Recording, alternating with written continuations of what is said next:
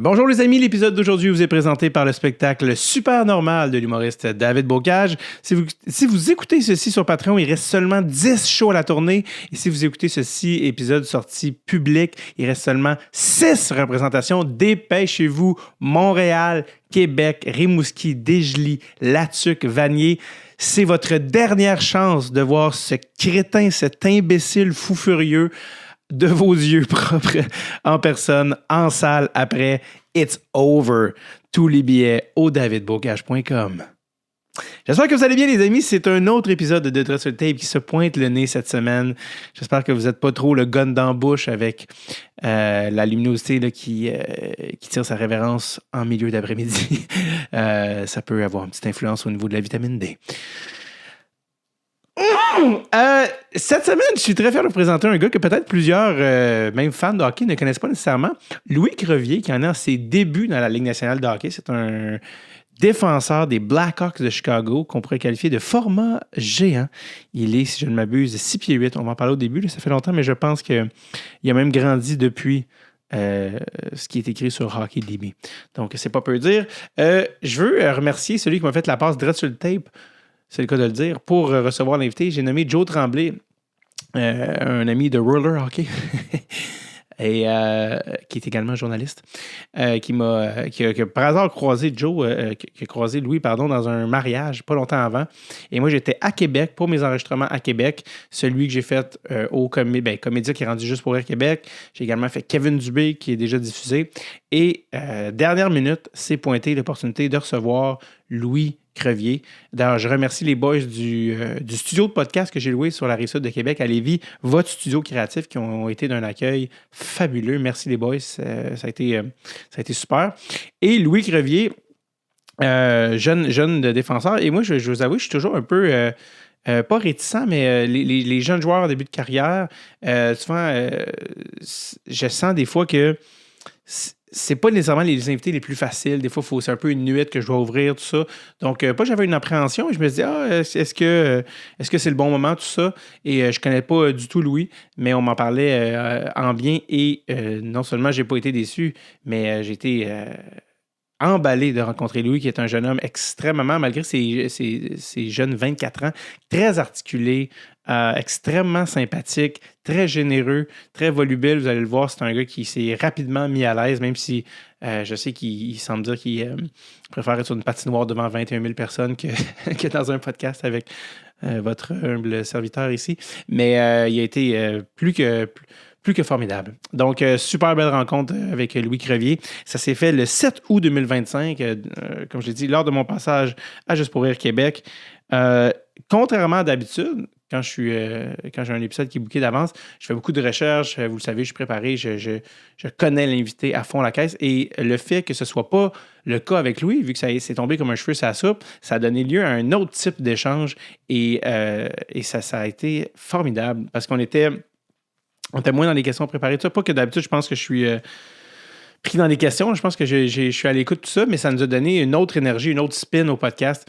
Puis, mettons que j'ai trouvé ça très agréable. Donc, voilà. Louis Crevier, cette saison avec les Blackhawks de Chicago, 6 points en 15 matchs pour un défenseur. C'est extraordinaire. Surtout lui qui est considéré comme défensif, il est plus 7. Donc, déjà, le vent commence à tourner tranquillement à Chicago dans cette reconstruction menée par M. Connor Bedard. Donc, voilà, les amis. 7 août 2025, j'ai rencontré à Lévis, sur la Rive-Sud de Québec, M. Louis Crevier.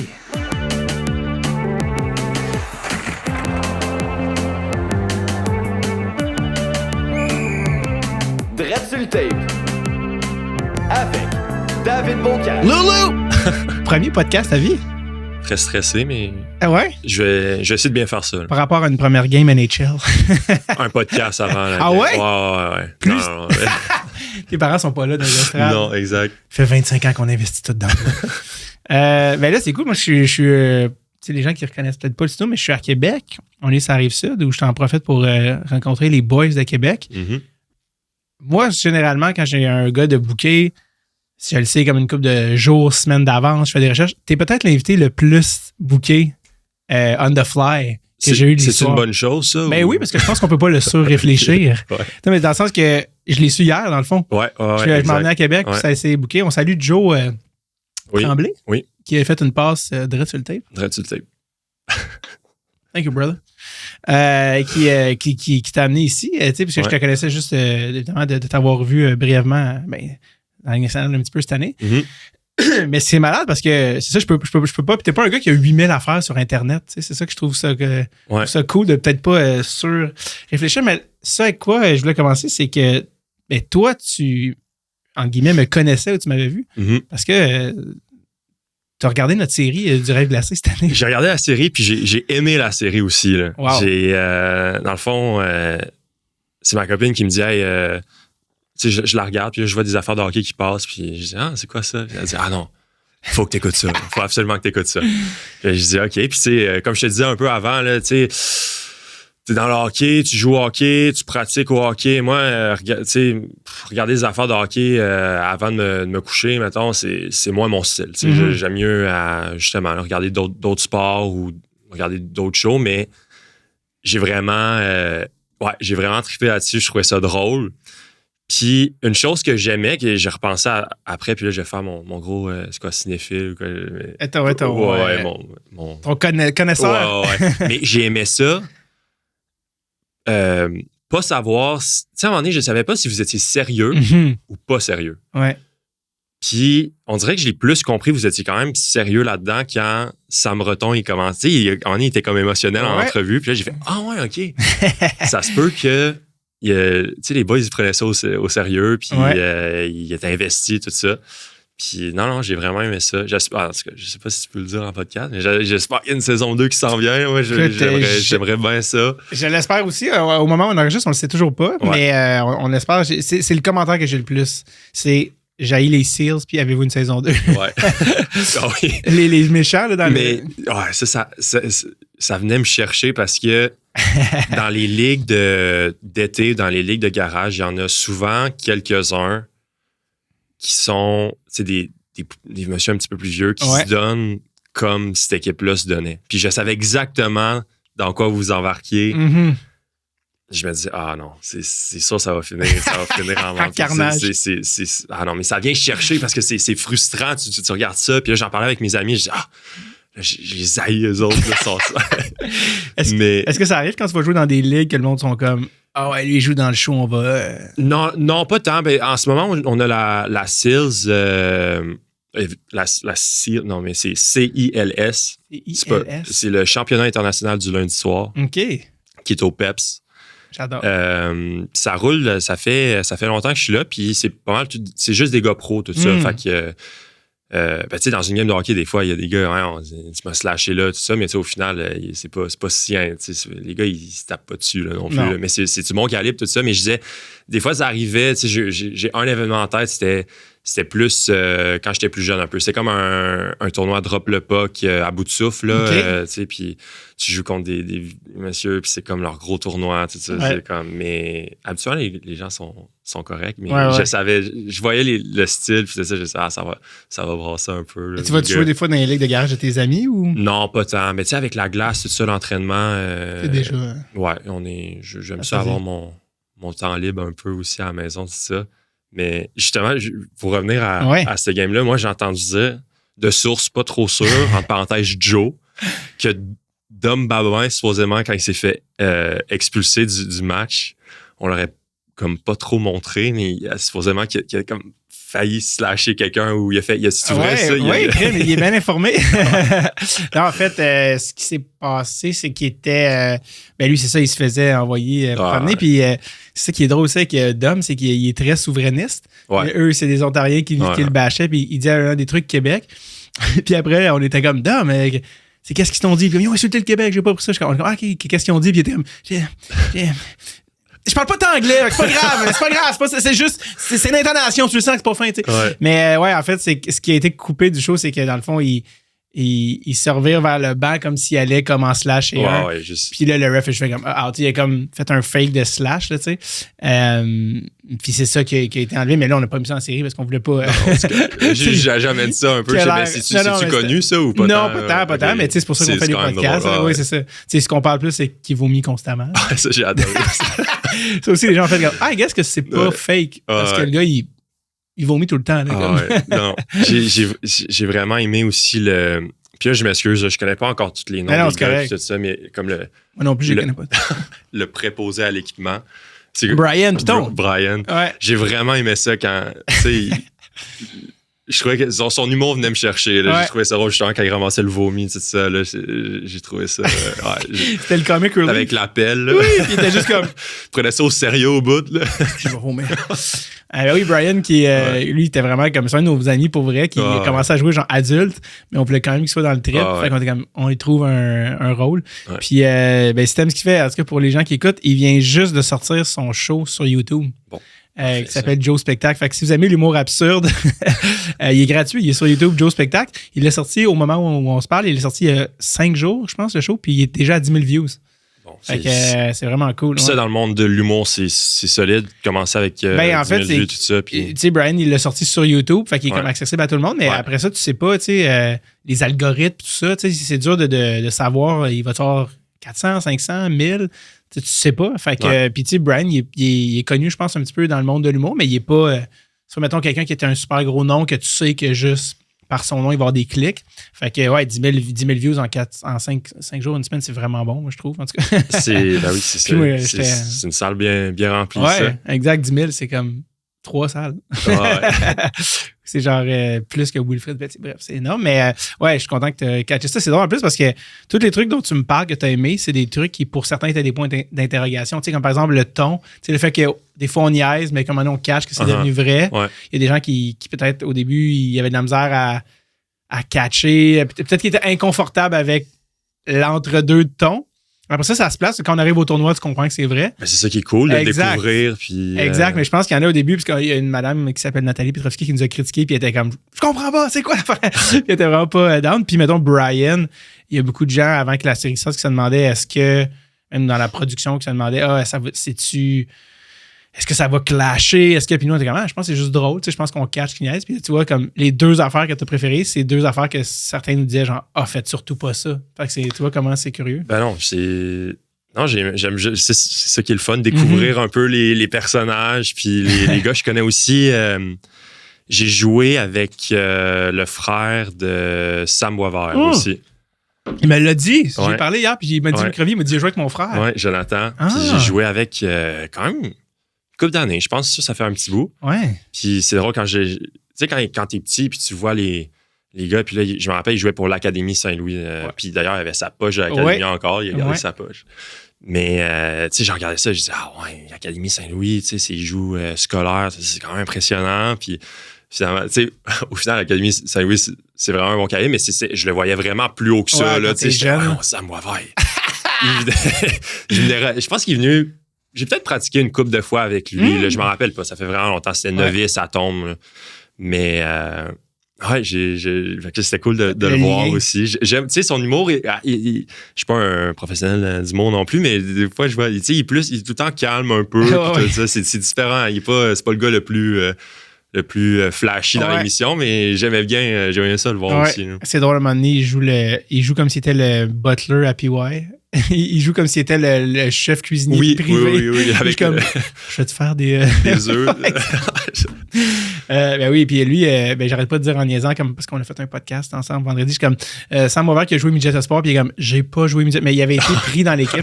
Il avait été pris dans l'équipe, mais finalement, je pense qu'il avait décidé de pas jouer, ou je sais pas s'il changeait des camps. Parce qu'il avait pas été joué, mais il avait fait l'équipe. Ouais. Puis il avait quand même, lui, il faisait des games de showcase aux États-Unis. Là, tu vas faire des. C'est ça, scolaire, tu vas faire des affaires plus aux États-Unis. C'est un très bon joueur. Puis il court en ce moment. Nous, à la finale, dans le show, on était brûlés, on avait plus d'énergie, mais Sam, il est en shape. Là, il est vraiment encore. Lui, il avait encore du jus. Puis on était moi, je suis comme. Bref, comme joueur de hockey professionnel, quand tu regardais le show, évidemment, tu suis l'histoire et tout ça. Mais comment tu trouvais ça? T'étais-tu comme. Comment tu trouvais la série d'un point de vue de joueur de hockey? T'étais-tu comme, ils sont vraiment poches? Ben non, vraiment pas. Puis tu vois qu'il y avait des gars qui ont quand même joué. Je trouvais que ça ressemblait, surtout quand les gars ils ont pris le bus, ça ressemblait vraiment à ce qu'on vit. Peut-être moins dans la NHL, mais tu sais, junior et AHL, c'est du bus, c'est les gars qui sont en bus, ça dit niaiserie, ça arrive à... Finalement, à un moment donné, vous avez remarqué que Niagara Falls, c'était comme...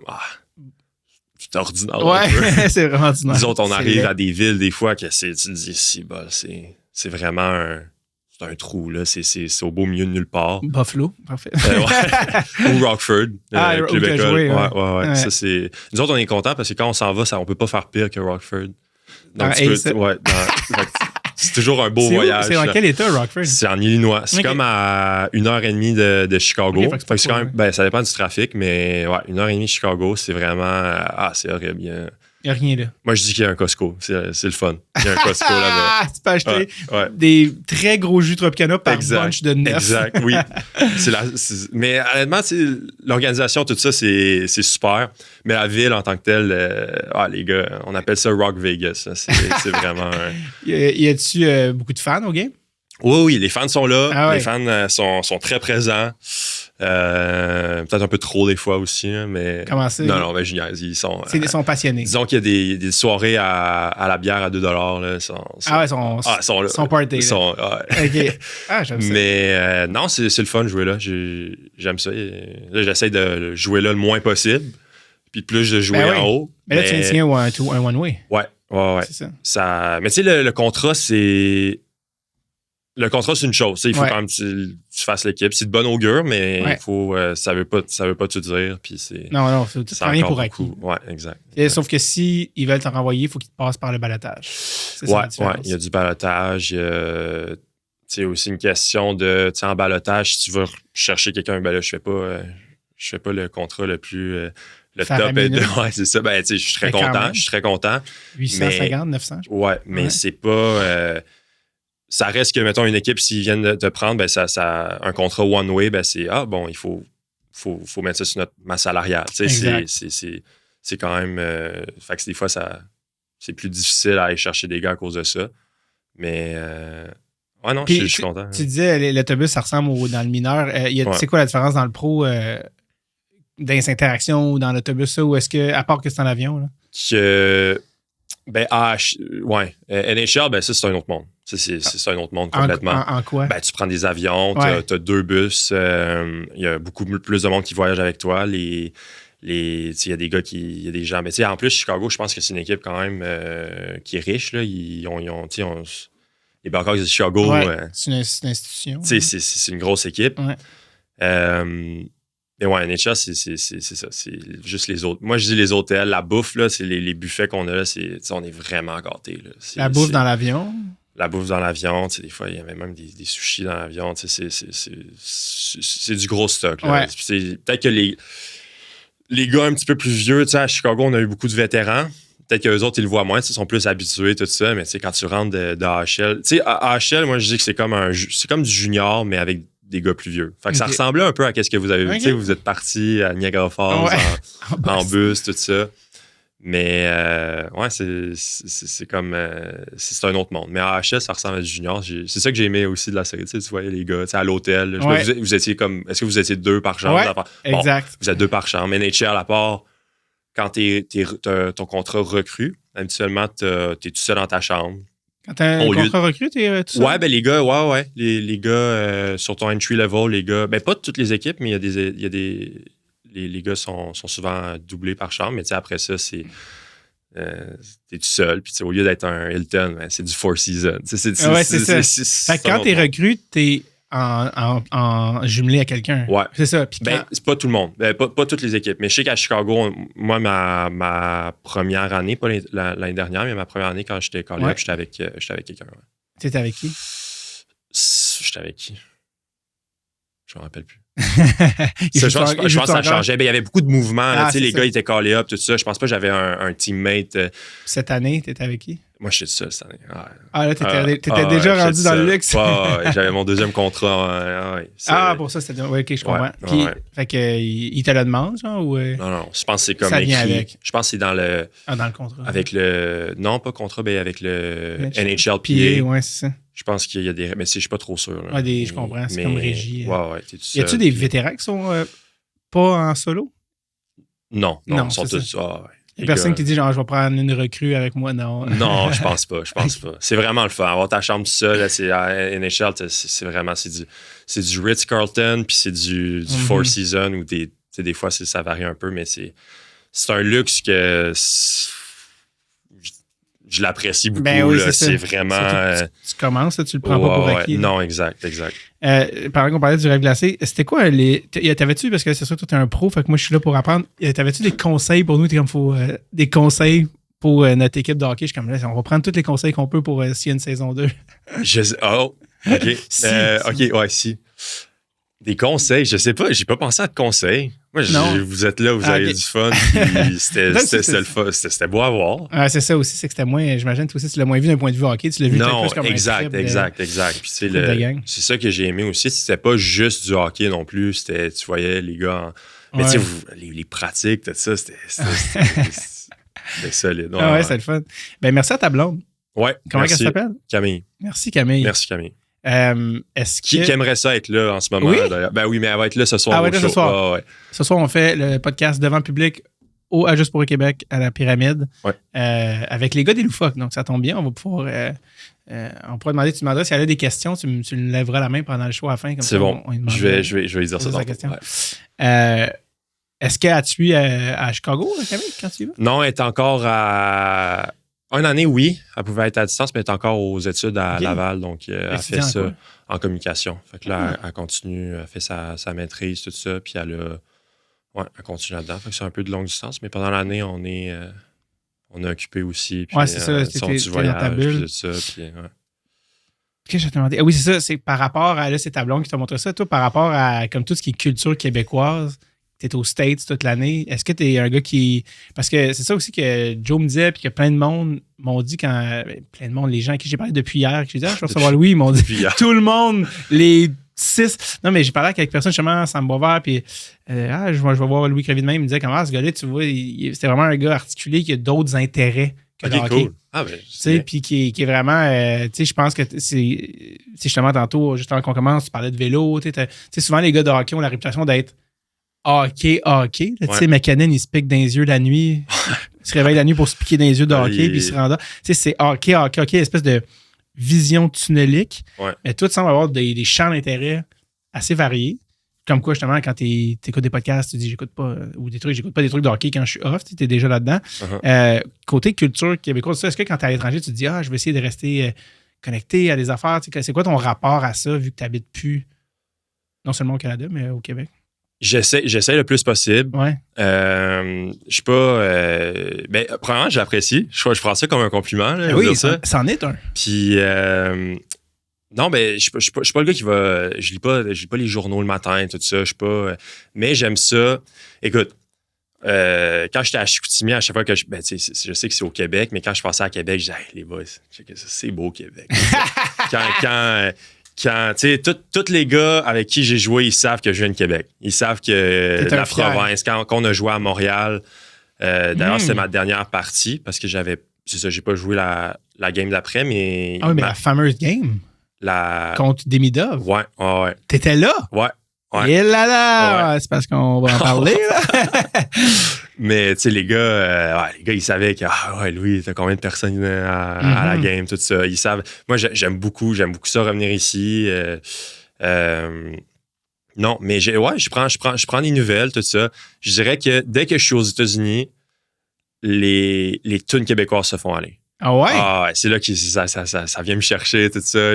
Faut sortir de chez soi pour que ça remonte. Que t'apprécies plus un peu ta culture, tout ça, tu sais. Puis à Chicago, c'est pas une mauvaise affaire, mais j'ai pas d'autres joueurs québécois avec moi. Donc j'ai Veleno pas longtemps. Ouais. Joe. C'est plus anglophone. Ouais, mais quand même. Puis j'ai eu Anthony Beauvillier. C'est vrai. Qui était là pas trop longtemps. qui m'a aussi, pendant son séjour, il m'a pété une dent avec un shot. Il t'a pété une dent? Ouais, merci, Anthony. En pratique? Ouais, en pratique. Non, mais c'était correct. J'ai mis mon bâton pour... ouais. Exact. Classique. J'ai perdu ma Et là, elle est déjà corrigée? Elle est déjà réparée? Ouais, mais c'est pas la bonne. C'est une fausse dent ici. Puis Est-ce que quand tu joues, tu l'enlèves? Non, elle est collée. Okay. Ben, pas collée, mais elle est accrochée, en tout cas. Classique joueur de hockey. Ah ouais, les qui perd une demi-visières. dent. Non, mais c'était pas... C'est ça. J'avais un très bon stick on puck. Il était là. C'est excellent en pratique. Mais c'est arrivé dans ma face. J'ai été magané un peu, là, mais... Il devait se sentir mal. Ouais, mais je sais pas. Mais tu sais, en même temps. Ah, excuse-moi. Non, je pense on que se voit oui. tantôt. Ouais. Je pense que oui, mais c'était un jeu de hockey. C'est pas comme. Ça serait différent si c'était cranké un one-timer de la bleue puis ça arrive d'en face de quelqu'un. Là, en pratique, tu dis, buddy, contrôle tes shots un petit peu plus. Mais là, ça pogne ça dévie d'en face. Ça, c'est bien. Là, tu parlais de ça parce que tu disais en termes de Québécois à Chicago. Ouais, c'est ça. Il n'y en a pas beaucoup. Fait que, tu parles. Il y a mon coach de gardien, Jimmy Wade. Frère de Stéphane Wade. Ouais, exact. Qui a coaché Carey Price. Là, exact. Ouais. Puis, c'est ça. Fait qu'avec Jimmy, je parle en québécois, tout ça. Mais, tu sais, mine de rien, c'est un coach, pas un joueur. Ouais, pas le même rapport. Je vais pas aller souper avec Jimmy. Là, avant, il y a quand même une relation joueur-coach qui est là. Mais non, c'est le fun. Je sais pas, ça fait du bien écouter. C'est quoi tes playlists Keb quand t'es à l'étranger? Qu'est-ce que t'écoutes? De tout. J'aime ça. Nomme-moi des artistes, maintenant que t'aimes. Honnêtement, j'aime Karim Ouellet. Ah, non, un gars de Québec. Ouais, de Québec. Rest in peace. Oui. Mais oui, qui est un gars fier, un gars de Québec. Qui est allé au SSF aussi, où c'est que je suis allé. Ah oui, c'est venu à Saint-François. Ouais, ben je suis pas mal sûr, en tout cas, je suis pas... Mais tu sais, je dis ça, je suis pas le plus grand, tu sais, je veux pas dire que je suis comme le plus grand fan puis tout ça, mais comme j'apprécie sa musique. Ben oui. Je sais pas, les 3 accords, fringants, tout ça. Des classiques. Oh, oui, exact. Mais non, ça fait du bien, je trouve, ça fait du bien. Tu sais, des fois, les gars, ils mettent des tunes dans la chambre. T'es-tu déjà allé mettre genre hawaïenne dans la chambre? Non, pas. Les gars mettent du country, j'imagine. Ouais, du country. Mais je pense que Foligno, il m'aurait regardé en Louis. Ça passe pas. Fait que là, Nick Foligno, c'est le papa de l'équipe. Ouais, c'est un papa, là, vraiment. Il y a quoi? Il y a 36-37, je pense, là? Peut-être 38. 38, ouais. Mais c'est vraiment un papa. C'est le meilleur, honnêtement, c'est le meilleur capitaine que j'ai eu, là. Il est vraiment... sans enlever à tous les autres capitaines que j'ai eu, mais... c'est un gars d'expérience quand même. Ton premier capitaine aussi dans la Ligue nationale. Ouais. Parle-moi un petit peu de qu'est-ce qui fait que Nick Foligno est le meilleur capitaine que tu as jamais eu. J'aime qu'il est franc. Ouais, il est franc avec toi. Il va te dire les vraies affaires. Mais il va aussi... Il va t'inviter chez toi pour aller souper. Il va t'inviter chez toi ou chez lui? Chez lui, ouais. Il s'invite chez toi quand il a faim. OK, cool. Il est vraiment un petit smart. Ouais, non, mais... Même cet été, j'ai pas pu y aller parce que j'étais en chalet avec ma famille, mais il a invité chez lui une coupe. Il habite où, lui? C'est en Ontario, ouais. Je sais pas exactement. Mais il a invité une couple de gars chez lui pendant l'été à faire une semaine, tout ça. Je sais pas, des petites affaires. Mm-hmm. Il va venir te jaser, mais tu sais, il va dire les vraies affaires, mais il est fair avec toi. Puis, non, je sais pas. Il y a aussi, tu sais, c'est Nick Foligno. Présence. Une présence qui est là. Ça glace, j'aime ça jouer avec lui parce que c'est c'est pas un gars qui fait des turnovers. C'est nord-sud, sa game, puis c'est intense, puis il est capable de la mettre dedans. Il est physique aussi. Non, c'est vraiment... Ouais. T'as-tu déjà... tu sais, quand il est fair, puis il est direct, puis est-ce qu'il l'a déjà été avec toi, de comme, hey, tu sais, telle affaire? Ouais, à un moment donné, dans les pratiques, des fois, ça arrive aussi, là. Mais des fois, il te niaise plus que d'autres choses. À un moment donné, la POC a juste levé par-dessus ma palette. J'avais aucune chance d'avoir. Puis il a dit « Come on, Chris! » Puis il dit ça. Après ça, il niaise un peu en même temps. Mais ouais, peut-être à un moment donné, pendant un match, c'est après que Anthony m'a brisé ma dent. Oui, on le rappelle. On le rappelle. Oui. Grosse semaine. Ouais. Mais tu sais, j'avais la bulle. Là. Ouais, Tu sais, quand tu as une bulle en même temps, tu vas pas comme... Il y a comme une loi non écrite, je pense, que tu vas pas commencer à brasser tout le monde. Ouais, parce que faire ton ben, c'est comme un respect que tu as avec... Puis je pense qu'il y a un gars qui prend comme un shot après la période. Puis en tout cas, c'est un changement vraiment difficile, puis en tout cas, je pouvais pas faire grand-chose là-dessus, mais en tout cas, il prend un shot comme après, puis moi, j'avais pas remarqué, tu sais, quand tu prends un shot après la période, ça siffle. Habituellement, les gars, ils disaient, hey, tu peux pas faire ça. Exact. Fait que tu vas voir. Puis là, je venais juste de sortir du banc, puis j'étais déjà loin. Fait j'ai fait un demi-tour. Puis là, il m'a dit, ah, Louis, faut que tu y ailles quand même. Puis même si tu laisses pas passer ça, là. Tu laisses pas passer ça. Je disais, OK, j'avoue. Puis j'avais pas tant remarqué que c'était si laid que ça. Mais c'est des affaires de même. Après ça, tu dis, ah, c'est vrai que crime, j'aurais pu faire mieux. Mm-hmm. Mais tu sais, ça, c'est un exemple parmi tant d'autres. Exact. Mais c'est. Ouais. Est-ce que tu t'es invité à souper chez eux? Ouais, une couple de fois. Ouais. J'ai eu l'invitation. Yes. Mais... T'étais juste seul ou il y avait... Non, il y avait une couple de gars. C'est ça, en ce moment, les Blackhawks ont fait une transition. On est jeunes, tout ça. Puis Nick, il a beaucoup d'expérience. Fait qu'il veut donner... il veut qu'on ait une bonne culture, dans le fond. Puis il essaie de nous transmettre ça. Puis il amène les jeunes dîner, manger chez lui. Il me dit, tu sais, les gars... Quand, à un moment donné, il a dit... J'aimerais ça que, ça route, tout le monde aille, les jeunes, ils aillent manger ensemble, des affaires de même. C'est des petites affaires de même. Mais. Est-ce que ça fonctionne? Ouais, ça fonctionne. Tu sais, moi, je suis pas le gars le plus social en tant que tel. C'est pour ça que, d'ailleurs, ce soir, faire un show devant plein de monde. Un podcast, ouais. Mais. Non, c'est d'instaurer des petites affaires comme ça pour créer une culture. Exact. Parce que Nick aussi est dans une position particulière au sens où il est en fin de carrière, il le sait, tout le monde le sait. Mm-hmm. Il n'a pas gagné la Coupe Stanley, mais il a quand même pris l'engagement de signer avec les Blackhawks pour créer ça, pour rendre ce service-là, faire cet échange de services, si on veut, avec les Blackhawks. Fait que c'est quand même il aurait pu aller ailleurs, s'il avait voulu. Fait que c'est quand même cool. C'est quand même, ça en dit long sur lui qu'il prenne cet engagement-là, quand même. Être capitaine, ça amène la pression. Non, je suis totalement d'accord. Puis, je sais pas, je suis pas au courant de qu'est-ce qui s'en vient pour lui trop. Là, je sais pas s'il reste combien d'années de contrat. Je pense qu'il en reste une. Peut-être qu'au deadline, il va être. Espérons pas. Mais en même temps, le capitaine, c'est plus. Tu veux pas le. À voir. Mais c'est ça, 38 ans. Il avait été changé une couple d'années C'était-tu à Toronto? Oui, il était à Toronto, Boston. Je pense qu'il a fait une coupe de. Oui, exact. Mais est-ce que des fois, vous le niaisez sur sa calvitie? Êtes-vous comme, pas beaucoup de cheveux, Nick? Non. Du rire, mais des fois, il y a des gars. Mais moi, je suis pas encore rendu là. Il faut que je fasse attention. Non, je peux pas, moi. Ma premier corps-là, puis tu ris de. Qui est chaud, c'est pas. Il va pas. C'est quoi les jokes que les gars font? Non, il y a un gars qui a juste dit à un moment donné, on était au souper du NHLPA, puis, tu sais, Nick, il est capable de faire de l'autodérision, là, en masse. Il est pas gêné de ça, puis je pense que c'était Oliver Moore qui venait de se faire caller up. Petit jeune. Ouais. Puis je pense qu'il a juste crié comme « He's bald ». À l'autre bout de la table, puis on était parce que le gars, il avait mentionné, tu sais, Nick, il est vieux, mais tu sais, il faisait une joke parce qu'il était vieux, puis il avait de l'expérience, puis lui, il dit, il se bat, il fait ça en arrière. Ces affaires de j'aurais jamais osé, tu sais, retournes, mais tu sais, les gars, des fois. Tu ris. Oh, voyons, ça va. Tu ris parce que ça va. Nick était. Mais je pense qu'il était à l'autre bout, il n'a pas trop entendu, mais. Il se bat. Mais. C'est drôle. Ça, je m'en rappelle. Est-ce que des fois, il a l'impression d'être à la garderie, tu penses, Nick Foligno, comme, j'étais avec des enfants? Il y a 3 enfants, déjà. Il doit y en avoir dans ses enfants qui ont genre 10 ans. Là, dans ce point-là. Ouais. Il y a deux gars puis une petite fille, puis ils sont pas mal tous dans le même âge. Et, mettons, OK, tu arrives à la pratique, tout ça, puis Nick, il va rester un peu plus longtemps sur la glace parce qu'il va comme jouer avec ses enfants sur la glace. Ouais.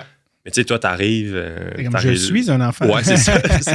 C'est un autre monde. Quand t'arrives pro, tu vois qu'il y a des gars qui sont... c'est des papas. Mais tu sais, Nick, il les a eu quand même tôt, je pense, ses enfants, parce qu'il est plus vieux aussi. Fait que, tu regardes ça, tu sais... Ses enfants, il va y porter à l'école après la pratique. Là, peut-être pas après. Ouais, en tout cas, peu importe. Il va y chercher de l'école après la pratique. C'est comme. C'est un autre monde. Vous n'êtes pas au même stade de vos vies. Exact.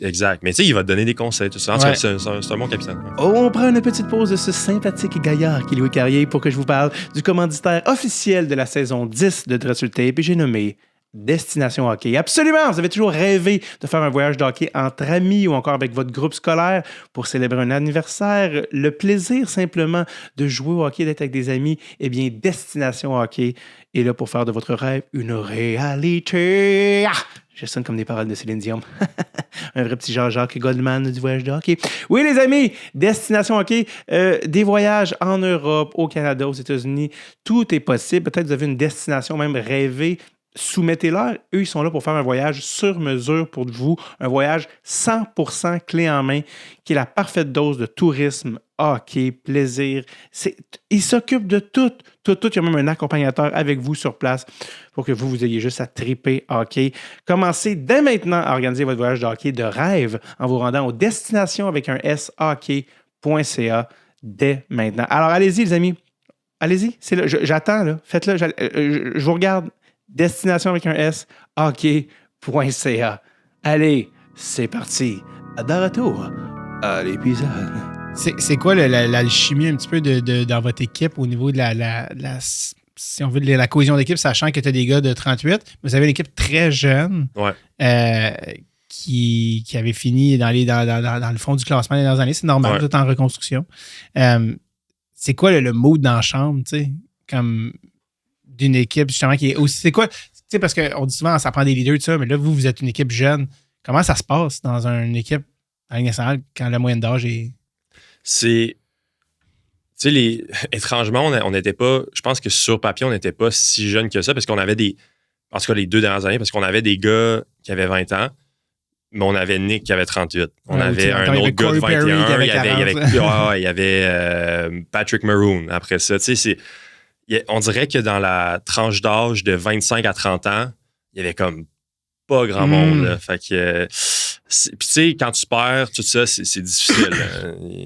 C'est pas le fun de perdre. Ouais. C'est pas le fun. Personne n'aime ça. Puis quand c'est répétitif, tout ça, ça devient lourd. Puis, tu sais, tantôt, je parlais de différence à AHL puis NHL. La pression de jouer dans NHL est beaucoup plus forte que dans la AHL. Tu sais, c'est un autre monde complètement. Tu as des journalistes qui sont là, qui peuvent... qui analysent les games, même si des fois... bon, en tout cas, c'est mon opinion. Ils sont moyens. Moi, je suis pas journaliste. Hein? Non, ça m'insulte pas. Ils sont pas tous aussi pertinents. C'est ça, exact. Mais tu sais, il y en a que... Tu sais, il y a des... Je veux dire, en tout cas, des plus jeunes que moi. Je pense pas que je suis vieux, mais il y a des plus jeunes qui, mettons, ils vont aller sur Twitter, ils vont checker tout ça, puis ça va leur rentrer dans la tête. Fait que quand tu perds beaucoup, les commentaires, habituellement, sont plus difficiles, même si tout le monde dit « Ah, on est jeune, reconstruction, tout ça ». Mais vers la fin, je dirais que vers la fin de l'année, on callait up beaucoup de gars college. Notamment... Frank Nazar. Non, mais il était... il était à HL, mais ouais, okay. Frankie... Mais tu sais, ça amène une certaine swagger. Là. Frank, c'est le premier. Là. Les college kids là, sont tous... ils ont une confiance un petit peu plus... Pourquoi tu penses? Je sais pas. Ils sont américains, tout ça. Le cash. Comme Oliver Moore qui dit, il se balle après. Oui. Ben, il arrive d'un environnement où il était les vedettes aussi. Fait qu'il arrive avec la confiance dans le tapis. Ouais. Mais tu sais, au début, tu peux dire, il est coquille, tout ça. Mais quand tu apprends à le connaître, tu sais, Frank, au début, quand je l'ai vu, je dis, c'est bol, il arrive là, puis il sourit, puis il fait comme, tu sais, il a de l'attitude, tout ça. Mais au final, il est juste comme ça, puis tu te dis, OK, il est juste confiant, tu sais, tout le temps, il est heureux, tout ça, c'est des bons gars, tu apprends à les connaître, tout ça. Fait que quand on a appelé Moore Rinzel, un défenseur, évidemment, il va être bon. Sam. Sam Rinzel. Ouais. Tu sais, c'est des gars que... Moi, je suis plus nerveux un peu. Quand je joue, tout ça, il faut que je me calme. Les autres, je les voyais là, avant leur première game, tout ça, ou juste dans les pratiques, les gars, ils avaient l'air bien... Ça les impressionnait pas, là, tu sais. Ils relax. Ouais. Fait qu'ils ont... Puis quand on a collé ces gars-là, ça amenait une certaine swagger de jeunes, tout ça. Puis on arrivait, tu sais, mine de rien, à un moment donné, on savait qu'on n'allait pas faire les séries, là. On se dit, on n'a rien à perdre. Puis je pense que j'ai aimé cette partie-là, là, de se dire, on n'a rien à perdre, on est des jeunes, let's go. C'était cool. Amusons-nous, rendu là. Ouais, amusons-nous, mais tu sais, c'est ça. Ouais. Gagner, mais. Ouais. dans le sens de tant qu'à pas faire la série, évoluons quand même. Ouais, exact. Tu as parlé de la game à Montréal. Ouais. Tu avais combien de membres d'amis et familles présents? C'était pas tant. Bon, dans les dernières années, j'ai dû. Je pouvais une game jouer avec Alex Vlasic. Alex, ouais. Qui, cousin de Marc-Edouard. Cousin de Marc-Edouard. On salue Marc-Edouard. On salue Marc-Edouard, qui est un autre gars qui habite, qui vient de Montréal, mais qui habite dans la région de Québec pendant l'été. Ouais. Puis, c'est ça, je pouvais jouer avec lui. Cette année, je pouvais jouer contre la meilleure ligne l'autre bord. Je pouvais jouer dernier pairing, puis jouer 13-15 minutes. Je pouvais ne pas jouer. Je pouvais me faire envoyer à Rockford. Je ne savais pas, de journée en journée, je savais, puis c'est une inquiétude, mais j'ai appris à vivre avec ça. Je ne savais pas si j'allais jouer ou non. Comment on s'habitue à ça ou comment on gère ça?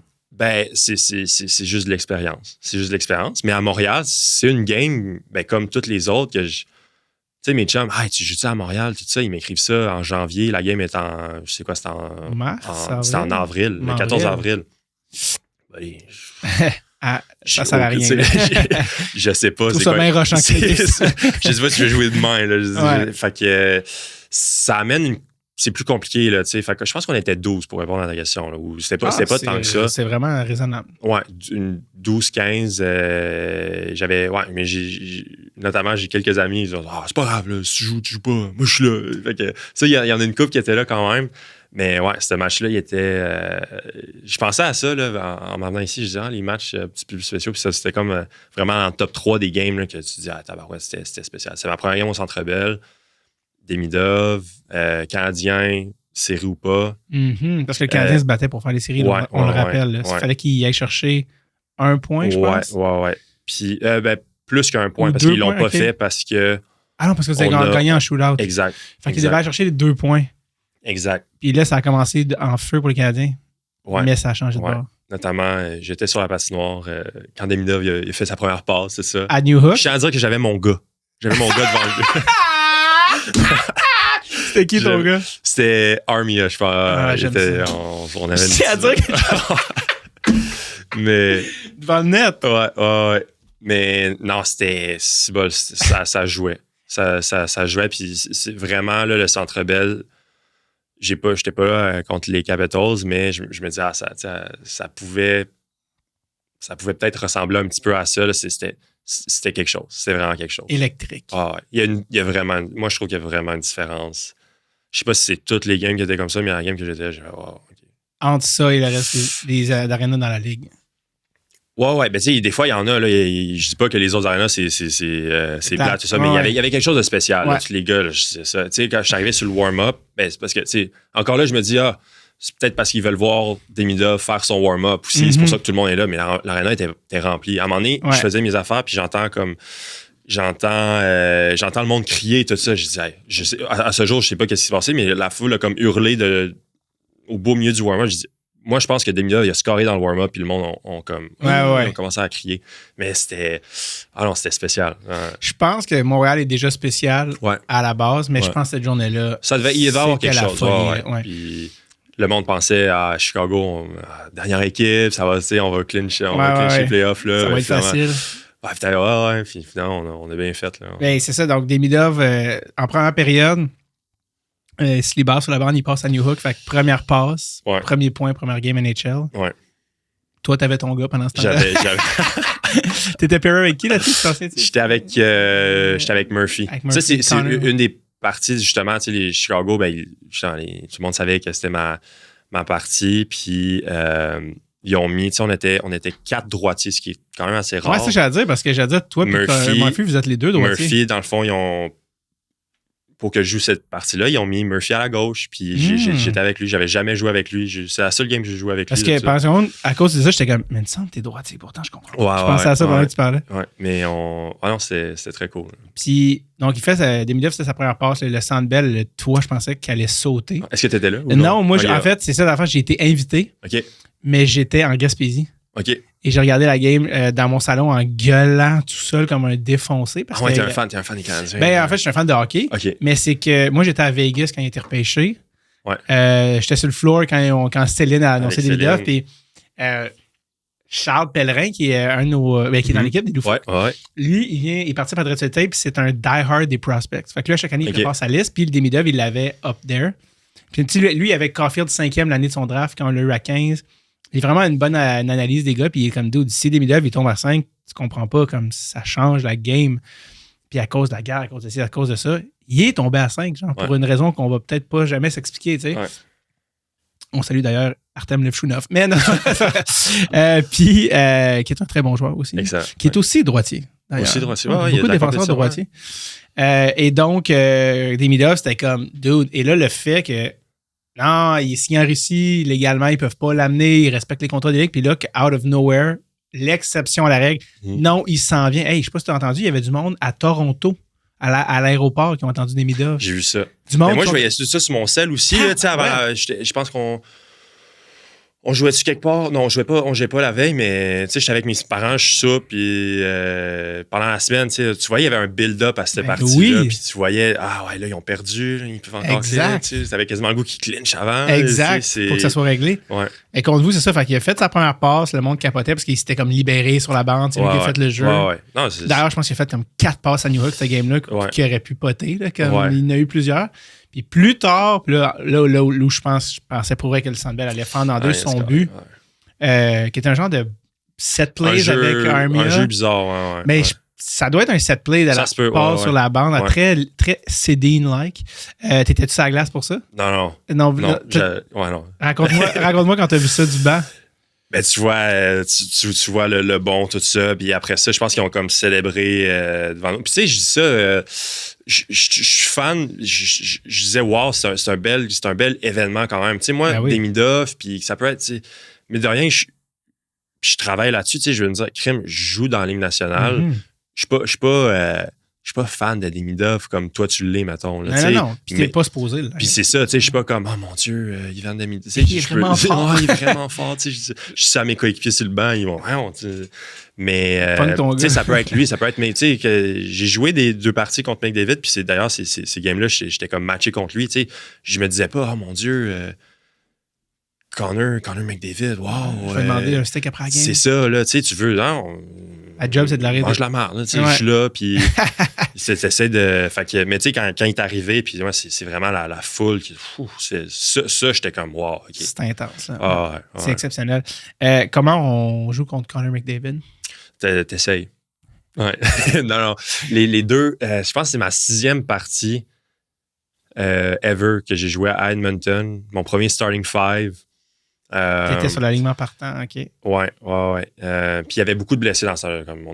Ma première année, on avait vraiment beaucoup de blessés. J'ai joué contre lui à Edmonton. Ça, on essayait, mais moins que ma deuxième partie. Ma deuxième partie, c'était vraiment, tu sais, je pouvais quasiment pas checker mon coach, puis j'y allais quand je le voyais sur la glace. Là. C'était vraiment trippant. Puis moi puis Alex, je dis moi puis Alex, tout le monde va aimer jouer avec lui. Il est vraiment... Alex Vlasic, il est vraiment... Moi, je pense que ça va être un des tops. Là. Lui aussi, c'est un petit format, là. Il est non. Ouais, OK, je dis sarcastiquement parce que vous êtes 2 tours. Ouais. Lui, il est 6 6 pieds 6 puis 6 pieds 8. Ça faisait... on nous appelle... on sait pas... en tout cas, c'était des affaires... tu voyais des commentaires passer, là. Mais c'était ils disaient les tours jumelles. Les Twin Towers. Les Twin Towers. Mais vous êtes gros. Vous êtes grand. Ouais, c'est ça. C'était facile de jouer avec lui. Puis on a fait une bonne job contre McDavid. Je pense que c'était allé. Ouais, je sais pas si on a gagné ou non, mais. Ouais. De temps en temps, tu essaies de le contenir à l'extérieur. Exact. Tu joues.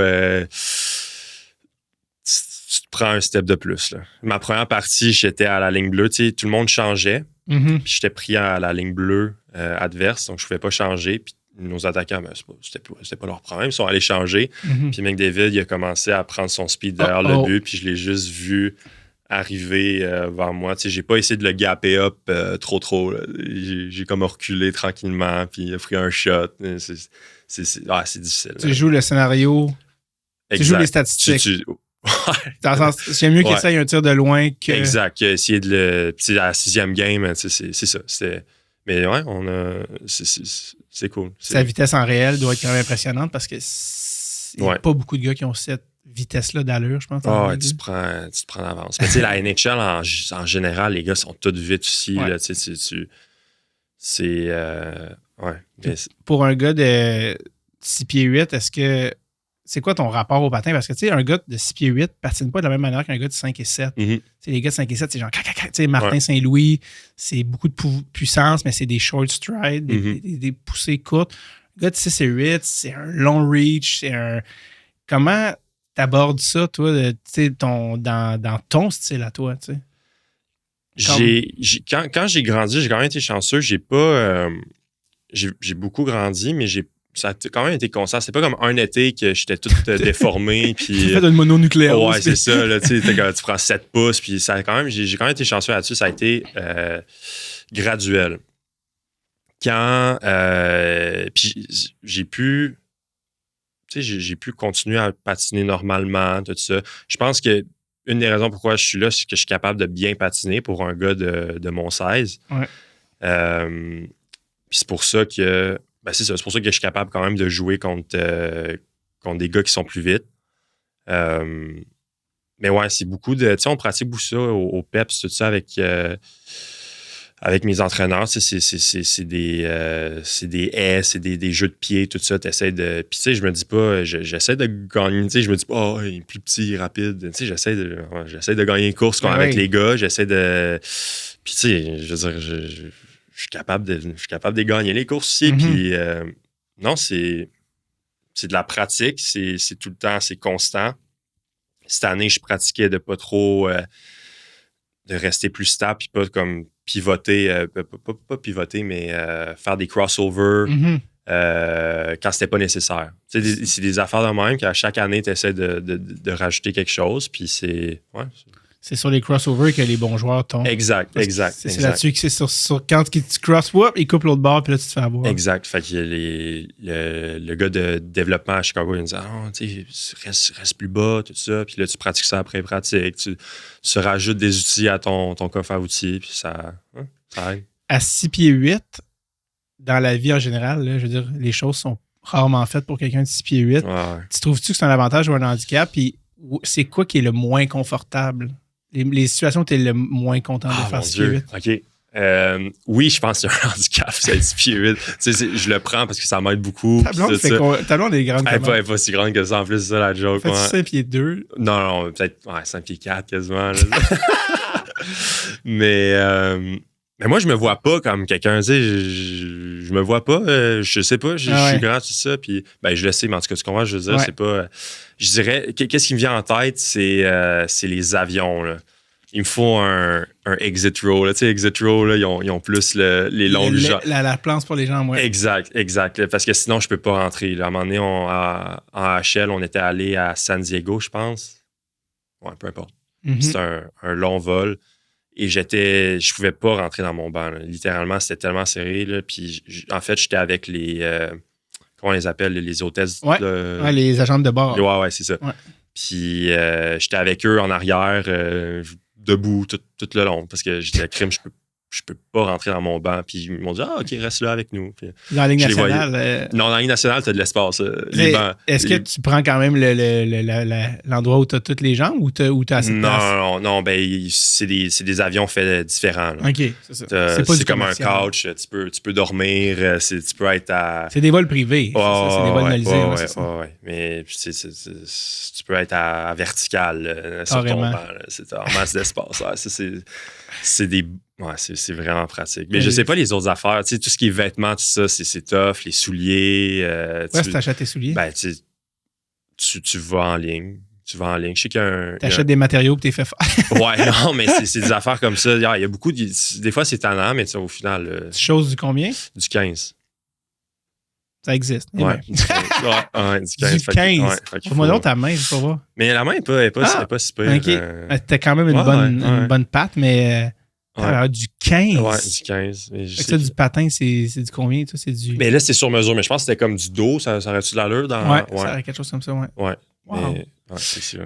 La game au Centre Bell qu'on parlait tantôt, c'est la game où vous êtes revenu dans le match. Ouais.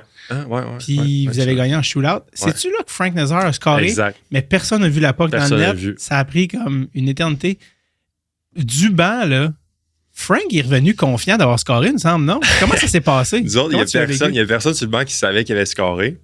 Puis là, on est là, puis tu vois Frank qui vient donner la main, puis il y a personne qui donne la main. Fait que tu dis, crème. Et pourquoi il célèbre? Ben, c'est un bel essai, là. Good job, Frank, ça a failli. Je pense qu'il y a quelqu'un qui a dit, nice try, puis tout ça. Il dit, dude, I scored. Il était vraiment. Là, on fait, hein? Là, tu commences à checker, puis. Personne réagit. Ben, nous autres, tu sais, il n'y a pas de lumière qui s'allume, il n'y a personne dans les estrades. Tu sais, mettons, si on était à la maison, peut-être qu'il y a du monde en arrière qui se serait levé, puis c'est eux qui partent. Mais non, tu sais, on est à Montréal, là, ils vont pas. Mais tu sais, quand tu y penses, là, il y avait. Et où la.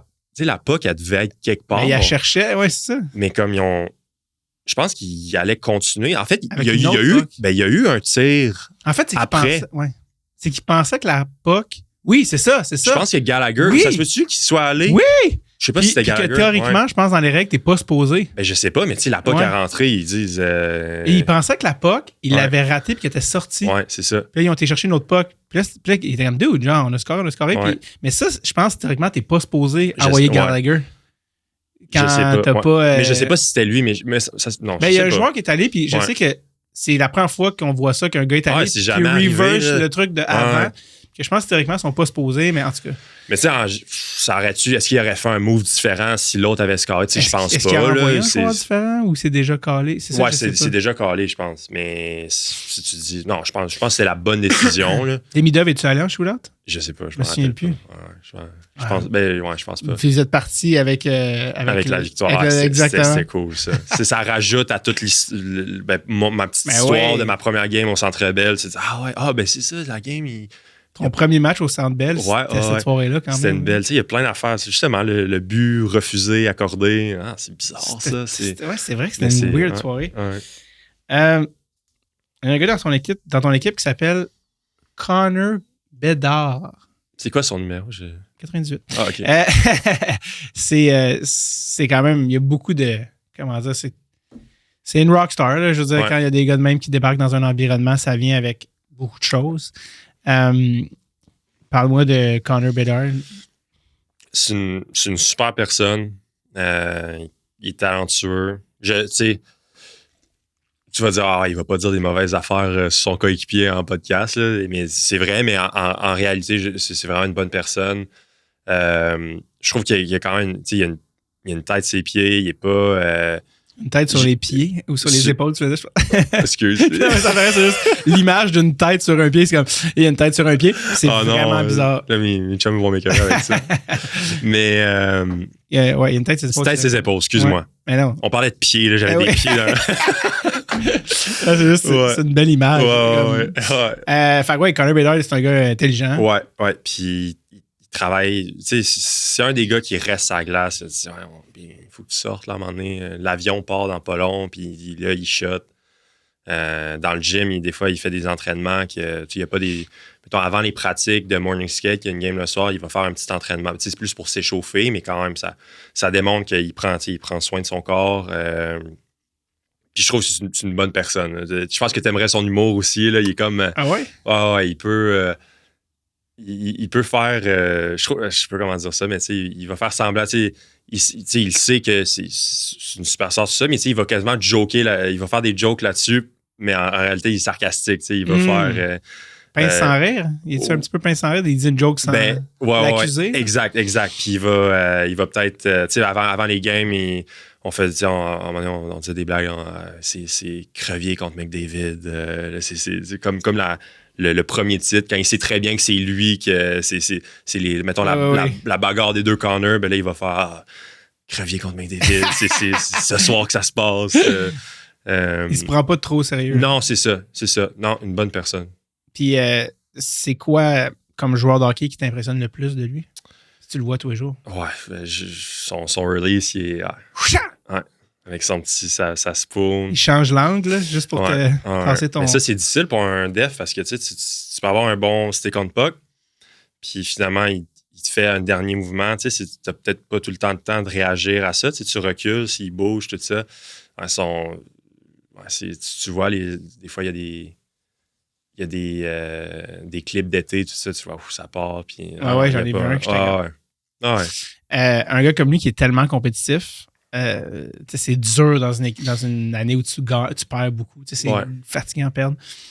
Puis cette année, il y avait beaucoup ça, là, ces réseaux sociaux, de comme, il est-tu fâché? Je sais c'est quoi qui était sorti, Ouais. je ne sais plus. Puis il était Honnêtement, j'essaie Non, de pas c'est trop ça. regarder ça non Mais plus, c'est- mais je pense qu'il peut lancer un casse ou un bâton. Mhm.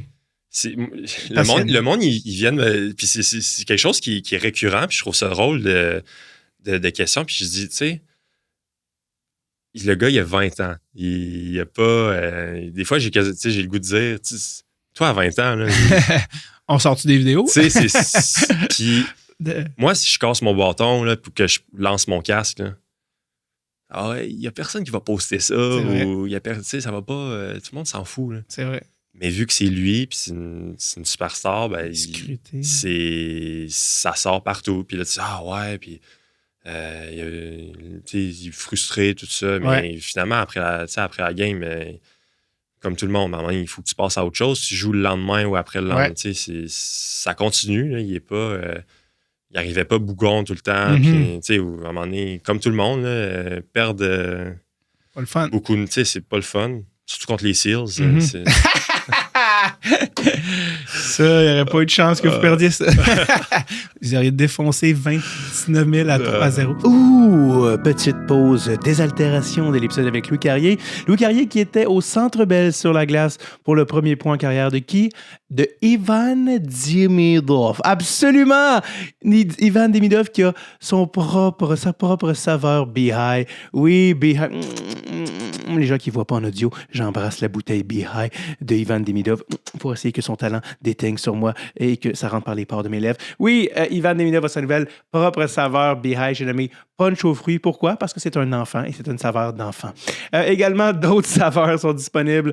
Melon d'eau à fruits de la passion ou encore cerise, qui est ma petite préférée. C'est pas sans rappeler les slushs de quand on était enfant, mais beaucoup meilleur pour la santé. On parle ici d'hydratation avec électrolytes, les amis. Tout ce que vous voulez d'une boisson sportive, mais cette fois-ci, faite entièrement au Québec et sucrée entièrement de sirop d'érable à 100% naturel. Rendez-vous au beehive.ca pour avoir 15% de rabais avec le code DST15. Oui, juste pour vous.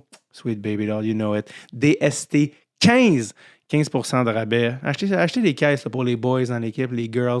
C'est le temps, là. C'est le temps de se gâter. Noël arrive, il faut se gâter. Il faut bien boire, il faut s'hydrater, mais avec goût. Et ça commence au beehive.ca avec le code DST15. 15% de rabais. Prenez-le, il est là, il traîne par terre. Comme un point, là, comme un petit peu. Comme dans Mario Bros, en tout cas, peu importe. DST15, 15% de rabais, beehive.ca. De retour à Louis Crevier. Là, vous avez changé de coach. Ouais. Je pense cet été, vous avez Luke Richardson qui était anciennement avec les Canadiens. Ouais. C'était votre entraîneur-chef. Puis là, c'est Jeff Blashill, Ouais. anciennement des Red Wings, qui s'en Ouais. vient. Comment tu vois ça? Comment on se prépare à une saison? Parce que vous savez que faire les séries, c'est un défi. Là, Mhm. Si vous n'êtes pas niaiseux, genre, comment on approche une saison, même quand on sait que comme ça va être une autre année. On est jeune encore. Vous êtes encore en c'est ça, début de ouais. processus, c'est normal. Mais je pense pas que l'objectif, puis peut-être que je me trompe, mais peut-être l'objectif, ça va peut-être pas nécessairement de on veut faire les séries ou quoi même. Mais je pense que c'est vraiment une progression. Je pense que l'année dernière, il y a eu une progression, mais on aurait voulu avoir une meilleure progression que ça, prendre des steps par en avant. Puis avec un nouveau coach, je lui ai parlé, il m'a appelé peut-être une semaine après qu'il a été engagé, il appelle les gars. Je l'ai vu, j'étais à un tournoi de golf à Chicago en fin de semaine. Ouais. Puis il était là, j'ai jasé un peu, mais tu peux pas. Encore une fois, comme je te disais avec Jimmy Waite, je vais pas chez lui et on prend une coupe de bière ensemble, ça arrête le coach. Ça reste là, le coach en chef. je pense que c'est vraiment. Puis personnellement, je vois ça aussi tout le temps t'améliorer, de jour en jour, tout ça. Puis à un moment donné, ça va faire progresser. Ouais. Puis c'est ça qu'il faut que. C'est ça qu'on veut faire. Puis cette année, ça va être différent. T'sais, on a moins de vétérans. T'sais, on avait, que je te disais, le mix avant de jeunes, mais de gars plus vieux. Là, on va vraiment comme. Je pense qu'ils ont dit comme on y va avec nos jeunes, puis let's go. Vote de confiance. Ouais. Ben oui, d'ailleurs, dans les plus vieux, il y a eu Taylor Hall. Ouais. Ben plus vieux, en tout cas. Un peu plus vieux. Ce qui est quand même aussi un ancien premier choix total, là, quand même, qui a été beaucoup blessé. Mais prends-moi un peu de ton impression de Taylor Hall pour le temps qu'il a été là. Je l'ai pas. Je pense ma première saison, il était souvent. C'est ça, il était blessé. Fait que je pense pas que j'avais joué avec lui. Blessé.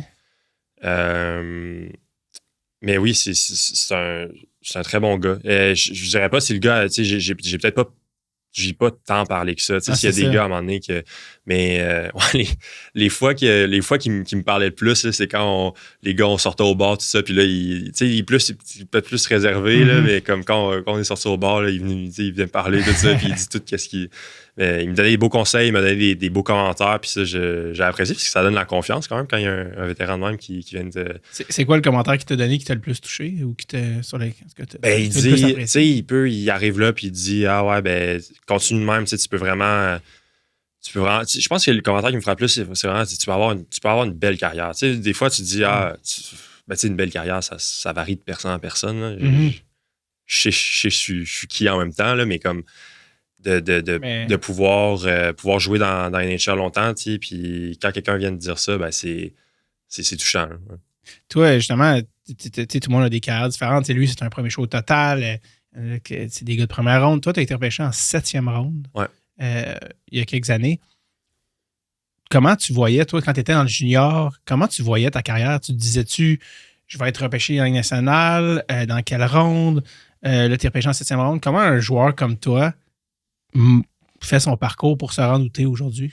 C'est un peu atypique là, parce que c'est pas 7e ronde, puis j'aime dire 14e ronde parce que j'ai pas été repêché en première année. C'est ça, fait que toi, c'est ta deuxième année. C'est ma deuxième année, tout ça. 19 ans, donc. Ouais, à 19 ans. Puis en plus, c'était à l'année de COVID, fait que c'est arrivé, c'était comme en octobre. C'est vrai. Sur Zoom.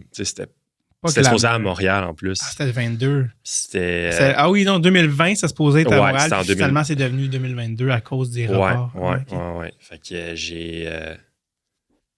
C'était long. Là. J'ai attendu, je suis monté en haut, il était comme 11. Je savais que j'allais pas me faire drafter en deuxième ronde, mais pour la deuxième journée, tu y vas. Mm-hmm. La première journée, d'ailleurs, il y a eu Dawson Mercer puis Hendrix Lapierre. Je pense que tu as eu sur ton podcast aussi. Hendrix, oui. Puis les deux, tu as joué avec eux à Chicoutimi. À Chicoutimi, on était tous là. Fait que là, j'étais tout seul. Il y avait des gars qui étaient là. Puis ça a pris du temps. Là. Ça a pris du temps. Je me suis fait drafter. Il était comme 6 heures. Ça, c'était où, ça? C'était au Centre-Georges à Chicoutimi. Ah, ça, c'était en ligne. Là, tu parles du repêchage Ligue nationale? Ouais. Fait que c'était... Vous étiez quand même dans un aréna en personne. Ouais, ils nous avaient organisé, ils avaient mis ça sur le Jumbo Trump.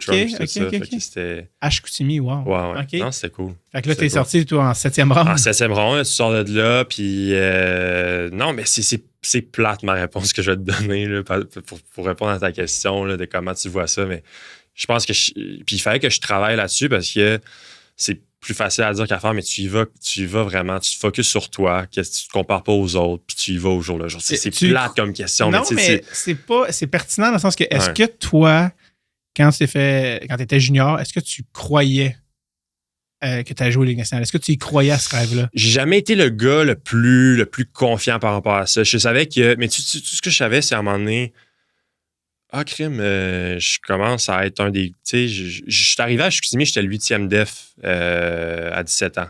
Fait que, tu vas là, tu dis, OK, tu commences à gravir des échelons, là. Puis là, l'année d'après, tu commences à te faire un nom, tu te fais drafter, tu commences à être dans les meilleurs de la ligue, tout ça. Puis je pense à junior, c'est là que j'ai pris ma confiance. Puis quand j'ai signé mon premier contrat, je me suis dit, OK, si j'étais capable de me faire repêcher NHL, j'ai été capable de gravir des échelons du junior, je me dis, pourquoi pas, vas-y. Puis c'est un peu encore la même chose en ce moment. Oui, là, je commence à jouer, mais je me dis, pourquoi pas être un joueur NHL pas constant, là, mais régulier, c'est ça. Je me dis, vas-y. Puis, je regarde pas ça je regarde pas nécessairement l'arrivée, mais tu te dis, demain. Une étape à la fois. Exact.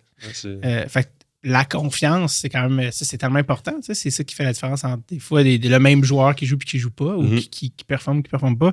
Toi, parce que là, on est rendu en 2025 avec plein d'outils, est-ce que tu as un psychologue sportif? Est-ce que c'est quelque chose qui. Comment parce que tu dis c'est là-dessus que tu veux travailler pour te solidifier. Comment tu t'abordes ça au niveau psychologique? Tu sais, Chicago, c'est ça, comme quand je te disais tantôt, ils ont beaucoup de ressources, là, donc j'ai toujours eu, je pense même junior, il y avait c'est des mental coachs, là, je sais pas, je pense qu'ils ont toutes des affaires en psychologie sportive, là, mais c'est plus des mental coachs, tout ça, puis ils donnent des conseils Puis ça aide beaucoup. Moi, c'était là-dessus que je devais, tu sais, confiance, pas trop me comparer. Tu sais, au début, je regardais ah ouais, mais là, j'ai pas assez de points. Tu sais, je suis un défenseur défensif, là. Ils m'ont pas drafté pour runner le premier powerplay non plus, là. Fait qu'il faut pas trop que je m'inquiète par rapport à ça. C'est des choses que j'ai appris comprendre ton rôle, qu'est-ce qu'on attend de toi. Exact. Puis c'est pas... Une chose d'ailleurs que le premier mental coach qui m'avait aidé, il m'avait fait comme un questionnaire, puis c'était comme My Ticket to the NHL, ça s'appelait comme ça. Puis ça disait comme à chaque pratique ou à chaque game, il y avait comme un petit questionnaire, puis on avait comme... on avait souligné des choses qui peuvent qui vont m'aider à me rendre dans la Ligue nationale. Puis c'était pas comme est-ce que j'ai scoré un but. C'était même pas est-ce que j'ai shoté beaucoup. C'est est-ce que mes pucks sont rendus au net. Est-ce que j'avais un bon stick. Est-ce que j'avais un bon gap. C'est des affaires que... Puis je pourrais faire ce questionnaire-là encore aujourd'hui. Puis c'est la même chose, tu comprends? Ça fait que c'est travailler mentalement, ça m'a beaucoup aidé là-dessus. De te concentrer sur les petites choses qui font que tu joues bien. Ouais. Et donc, si tu joues bien, le reste va suivre. Tu peux pas contrôler si tu fais des assists ou des buts, mais tu peux contrôler si ta première passe c'est bonne, si tes shots se rendent au but, ouais. T'as fait 3 buts cette année? Ouais, j'ai fait 3 buts. T'as fait 3 fois plus de buts que de passes. Exact. T'as fait 3 buts, une passe. C'est comme Ovi puis moi, c'est ça. Ouais. Le pire, c'est que tu avais un bon différentiel. Tu étais juste -6 pour les Blackhawks. Ouais. C'est quand même très respectable, moi, je trouve. Ouais. Puis, il y a même une partie de l'année. Puis, j'avais pas tout joué les games, là, mais j'étais dans le plus, tout ça. Tu sais, le différentiel, en tant que défenseur défensif, tu essaies de garder ça, d'avoir un bon différentiel, là, même si des fois... Tu peux pas rien faire. Tu peux pas tout contrôler. Tu me fais beaucoup penser, mais dans Vincent Dernay. Ouais. Grand défenseur droitier, repêché en 7e ronde, tu sais, que l'équipe dit OK, c'est un beau projet, c'est un gros gabarit, on va prendre le temps de le développer. Ouais. Ce qui est la même chose, toi, tu es rendu à 24 ans, tu n'essaies pas de te faire venir à 19 ans. Puis lui, il a été par le college américain. Ouais. Puis lui aussi, on a beaucoup parlé de ça, puis il est venu en parler au podcast, et lui, il est aussi tout ce qui est. C'était beaucoup aussi au niveau de la confiance psychologique. Lui, il fait il a son journaling qu'on appelle, son journal à chaque jour qui rentre. Puis il a vraiment trouvé sa manière de fonctionner qui marche pour lui. Toi, encore à ce jour, y a-tu une affaire qui t'aide vraiment de ce côté-là? L'affaire qui t'aide le plus côté te mettre dans le bon mood, la confiance, tout ça au niveau psychologique? Sûrement, mais vite de même. OK, mais ça va peut-être paraître niaiseux un peu, là, mais oui, du journaling, c'est mettons avant de me coucher, j'aime ça, faire juste, comme tout le monde un peu, là, pas tout le monde, mais juste écrire qu'est-ce que j'ai à faire. Je suis pas le plus grand lecteur, mais il y a certaines petites choses que justement les psychologues sportifs m'ont recommandées qui m'aident beaucoup. Puis encore aujourd'hui, je vais peut-être m'écrire une phrase de ce livre-là juste pour me remettre dans le bon mood. Ça fait une différence, surtout. L'été, je le fais pas parce que l'été... Tu te donnes un break mental. Je suis pas stressé, tout ça. Hier, je l'ai fait pour le podcast aujourd'hui. C'est vrai? Non. J'allais dire, mon Dieu. Mais, c'est malade. Tu sais quoi, les livres, mettons, qui t'ont noté? Il y en a un que j'ai en tête. Puis, tu sais, là, je veux pas paraître du gars, j'ai une bibliothèque chez moi, là, je suis pas, je suis loin de là, mais ça s'appelle The Inner Game of Tennis. OK. C'est Timothée Galloway qui a écrit ça fait longtemps, je pense. Puis, c'est un tout petit livre. Ça a été vendu beaucoup. Je le recommande à toute personne. Même si ça parle du tennis, mais c'est pas juste... C'est plus sur l'approche mentale. Ouais, exact. Il y a des trucs là-dedans qui t'ont aidé, des phrases, des petits ingrédients, c'est des trucs que toi, t'as mis dans ton... J'ai vraiment aimé ça. Puis d'ailleurs, quand j'ai fini de lire ce livre-là, ça m'a vraiment fait penser à mon oncle. Mon oncle qui était c'était un pro de golf dans le temps, puis tout ça. Puis quand j'ai commencé à jouer au golf très petit, puis j'ai arrêté tranquillement, mais quand j'étais petit, je faisais des tournois, tout ça. Puis il y avait vraiment une approche, tu sais, il venait pas me corriger, même s'il savait vraiment toutes les affaires de swing, tout ça. Il disait, ah non, vas-y, frappe la balle, puis tu sais, aie du fun, puis tu vas voir après, tu t'analyses, tout ça. Puis quand je disais ça, je disais, on dirait mon oncle, puis je l'ai appelé, je disais, hey, tu connais-tu ça, Inner Game of Tennis? Il dit, hey, Timothée Galloway, ben oui! Fait qu'il quand il avait vraiment utilisé cette mentalité-là pour m'apprendre le golf, je disais, hey, on dirait que c'est mon oncle tout craché. C'est quoi le nom de ton oncle? C'est Denis Roy. Y a-tu une carrière professionnelle? Dans le golf, un peu, Ok, là, ok. mais tu sais, honnêtement, je sais pas tous les échelons, mais il est allé en Irlande, il est allé en Angleterre, il a fait des tournois Ok. là-bas, il a comme vécu un peu de ça, mais tu sais, je pense pas qu'il est passé proche de la PGA ou rien, là, mais quand même. ouais. T'avais ça dans ta famille, un athlète pro. Ouais, on peut dire. Ouais, Qui des fois, il est juste ça, c'était légèrement. peut-être un modèle. Mais lui, c'était pas lui qui en parlait le plus, mais c'était. Non, il était capable de suivre la balle. Crème, c'est bien hot. Ouais, c'était cool. T'as joué ton junior à Québec. Ouais. Parce que, pas junior. T'as joué ton junior à Chicoutimi, mais t'es échangé en fin de parcours à Québec. Ouais. Avec un certain Patrick Patrick? Waugh. Ouais. Parle-moi un petit peu de ta relation, parce que tout le monde qui a côtoyé de près ou de loin Patrick a une relation avec Patrick. Ouais. C'était quoi ton rapport avec Patrick Roy? C'est tough parce que quand t'arrives. Tu sais, Patrick Roy, c'est Patrick Roy, là. Tu t'arrives là, puis il faut que tu te dises. Moi, j'ai trouvé, tu sais, je voulais le voir comme mon coach, puis pas comme la légende qu'il est. Tu comprends? Puis c'est quand même difficile au jour le jour de dire ça. Mais bon, j'aime ça dire que nous autres, on a eu la version plus grand-papa de Patrick, dans le sens, il était pas grand-papa, mais plus, tu sais, t'entends des histoires des fois que Patrick il pouvait être assez explosif, puis tout ça. Moi, j'ai moins vu ça. J'ai vu un gars, écoute, Patrick, dans les meetings, il pouvait dire les gars, est-ce qu'il y a des choses là-dedans que vous voyez que je pourrais pas améliorer, mais comme est-ce que vous êtes d'accord avec ça? S'il nous demandait notre opinion, c'était vraiment ouvert. Là. Puis tu sais, s'il y a bien une personne dans le monde qui peut dire je connais plus que vous, c'est bien Patrick Roy. Mais non, j'ai vraiment aimé son style de coaching. C'est un player's coach. Il était c'est un excellent coach. J'ai malheureusement pas gagné à Québec. J'étais l'année d'avant. Oui.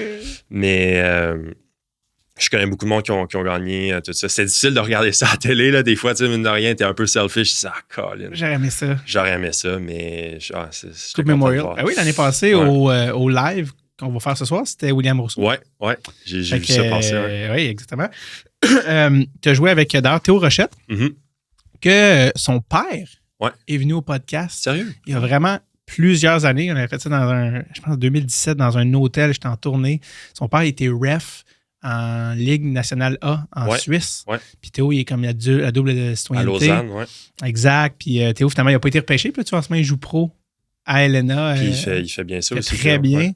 Ouais. Penses-tu que c'est le genre de gars qui pourrait revenir en Amérique éventuellement, je pense? Oui, c'est un gars qui a un talent pur. Puis non, il est vraiment excellent. Puis tu sais, je pense que Suisse, c'est différent aussi de... Tu sais, vu qu'il est Suisse, tu sais, des fois, tu dis, tu vas en Europe, mais c'est difficile de revenir. Mais en même temps, Théo, il a commencé sa carrière pro là. Il a sa nationalité suisse. Je pense que c'est différent un peu de mettons, moi, si j'allais en Europe aujourd'hui.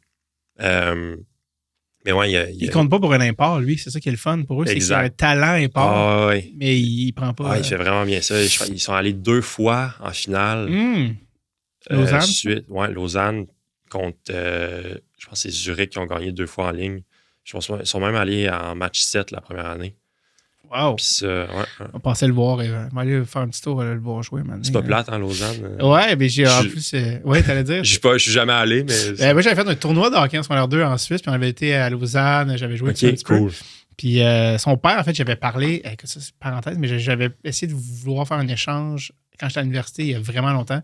Puis le centre d'autres, tu peux jouer au hockey en Suisse, Saint-Suite, c'était Neuchâtel. Fait que là, j'étais comme, si mettons, t'es calibre junior 2A, puis t'es comme, ouais, juste pointe-toi, on va checker. Puis finalement, j'avais pas le gars de faire le transfert d'université, mais j'avais parlé à son père back in the day, genre, il y a comme littéralement 15 ans. Là. Puis c'est ça. Puis là, après ça, j'avais parlé à son père quand il était venu au podcast des années plus tard, comme 7 ans plus tard. Puis là, après ça, suivi Théo, sa carrière. Fait qu'on s'était un petit peu échangé. Il devait avoir des bonnes histoires. C'est un gars de télé là, aussi là-bas. Là, il fait plein d'affaires. Il est commentateur, mais il est arbitre, mais il est développement. À un moment donné, il était revenu aussi habiter ici avec Théo. Il avait coaché. Ça se peut. Parce qu'il a fait beaucoup d'affaires. Fait qu'on va suivre ça. T'as aussi eu comme capitaine, je pense, Raphaël Larue-Pinard. Ouais. À Chicoutimi, qui est aussi venu au podcast. Qui est la pizzeria Davies, sa famille. Oui. Je sais pas si tu allé là. Ben, je sais pas, mais j'ai vu des pubs, tout ça. Là, je pense c'est ça. Mais lui aussi, quel amour, c'est Raphaël. Ouais, vraiment. Sa sœur aussi, qui Journaliste, hein, ouais, c'est ça? exact, qui est Ouais. venu faire un article pour la 200e, qui est venu au podcast. Oui, c'est ça que je voulais te parler. Zach Bolduc, Ouais. le plus récente acquisition. Évidemment, son nom au Québec a pris une autre tournure cet été parce Ouais. que dès que tu joues pour le Canadien, Boom. ton nom devient une autre affaire. Ben oui, toi, tu le connais bien, Zach, tu as joué avec. Parle-moi un petit peu de lui. Zach, c'est. Le monde du hockey, c'est toutes des bonnes personnes. Hein. Ça, c'est des bonnes personnes. Non, c'est un bon gars. T'as été chanceux. Si t'as côtoyé des bonnes personnes, ça veut dire que t'as été chanceux. Hein? Ouais. Mais non, il y a. Je trouve que Zach, c'est un. Puis tu le voyais, tu sais, Zach, ça peut. Tu sais, tantôt, je te parlais des gars college qui avaient il y avait du swagger à leur jeu. Là. Ouais. Zach, c'en est un de même. Ah ouais, hein? Je pense que Zach, ça va. Tu sais, jouer à Montréal, ça amène l'impression. Je pense que Zach, il va bien faire là-dedans. T'as l'aise Le connaissant pas. Tu sais, j'ai joué 1 an avec. Il y a des gars que ça fait depuis qu'ils sont petits qui le connaissent, là, mais. Ouais, je pense qu'il va bien faire parce que c'est un gars qui. Ouais, il est gamer. Il est là pour les gros matchs, puis. Je pense que il oui, puis il se à la laisse pression. pas. Lui, c'en est un d'après moi, qui quand il jouait contre McDavid, il était pas. Ah non. Il était pas trop stressé nécessairement. Ouais. Tu comprends? Je veux dire, Ouais. peut-être, oui, il trouvait ça impressionnant, mais il. Ouais. Puis c'est une bonne affaire, juste ça en compliment. Il est pas. Ouais, il amène une confiance qui est. C'est un de ses meilleurs atouts. J'aime ça. J'aime ce que j'entends.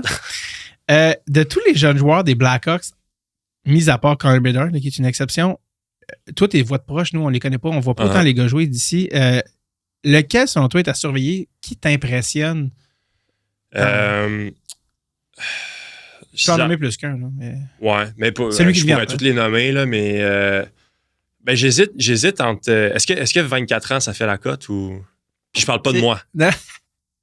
C'est à qui t'es en tête? Ben, je t'ai parlé de Vlasic, mais il est moins jeune. Il a déjà signé, je pense qu'il a signé comme 6 ans, un gros contrat, tout ça. Mais tu as parlé de Nazar tantôt. Là. Nazar, je pense qu'il va être très bon. Très bon joueur. Il patine vite. Puis il est bon. Il a un bon shot. Il est plus petit, là, mais ça change aussi. C'est pas juste des gros bonhommes comme dans le temps non plus. Fait que moi, il faut que je change ma game un peu avec ça. Il faut que je devienne plus rapide. Tu t'habitues, ben oui. Mais ouais, je pense que ça va être lui. Il est-tu encore avec Chicago? Mais je pense que oui, parce que Kourachev est parti cet été. Là, je ne veux pas me mélanger, mais Reichel, il est encore là. Oui, je pense que oui. Lucas Reichel. Lui aussi, c'est un choix de premier round qui est vraiment talentueux. Ça a bien commencé. Là, ça a été plus difficile récemment. Parle-moi un petit peu de lui. Genre, on dirait que c'est un joueur allemand. Déjà, il n'y en a pas tant que ça. Mais est-ce que tu penses qu'il peut encore être un joueur d'impact, je pense? Parce qu'il y avait quand même un talent inné. Là. D'ailleurs, il a joué avec. Max Lapierre, non? Qu'est-ce que tu as dit? Non, j'allais dire Pissi Labrie en Allemagne. OK. Ben Max était là. Max OK, mais peut-être qu'il était avec aussi. Peut-être. C'est quoi? C'était Berlin? Je pense que c'est Berlin, ouais. L'année de son draft, Max était venu au podcast et il était comme il va partir par un on y est fort. Tu sais, un gars qui, quand il patine, on dirait qu'il patine dans le vide là, un peu. C'est vraiment. Dans le sens qu'il force, tu veux dire? Non, mais mais. Dans le sens que c'est facile. On dirait que c'est facile. OK. Il patine, on dirait qu'il flotte. Il a un bon lancer. Il est élégant à avoir joué. Il y a ça naturellement. Puis, tu sais, des gars comme lui, c'est sûr que quand tu pognes des équipes, tu sais, quand tu es dans ta zone beaucoup, puis tu joues défensivement. Moi, j'aime ça. Je suis un gars défensif, mais un gars offensif, c'est sûr, c'est difficile un petit peu plus de performer. Fait que oui, il y a eu des moments plus creux un peu, mais ça reste que le talent, il est vraiment là pour. Très hâte de voir. On arrive pas mal au bout de ça. On a tellement gentil d'affaires, mais je voulais te demander, parler de Chicago, la ville comme telle. Apparemment que c'est vraiment cool comme ville. Chicago, moi, j'ai pas encore eu la chance d'y aller. Grosse ville de sport, grosse ville d'humour, Chicago. Là. Je sais pas si tu as déjà entendu parler du Second City. C'est un théâtre d'improvisation. OK. Puis c'est là que tout le monde de SNL se sont fait scouter. Les Steve Carell, lui, il n'est pas fait SNL, mais des Amy Poehler, Tina Fey, tous ces gens-là, ils se font scouter. Ça commence là. Ben, quand ça commence pas là, mais il faut. Ils se font scouter là, puis souvent, c'est là qu'ils se font former un petit peu comme la HL. Puis ils se font amener après ça à New York.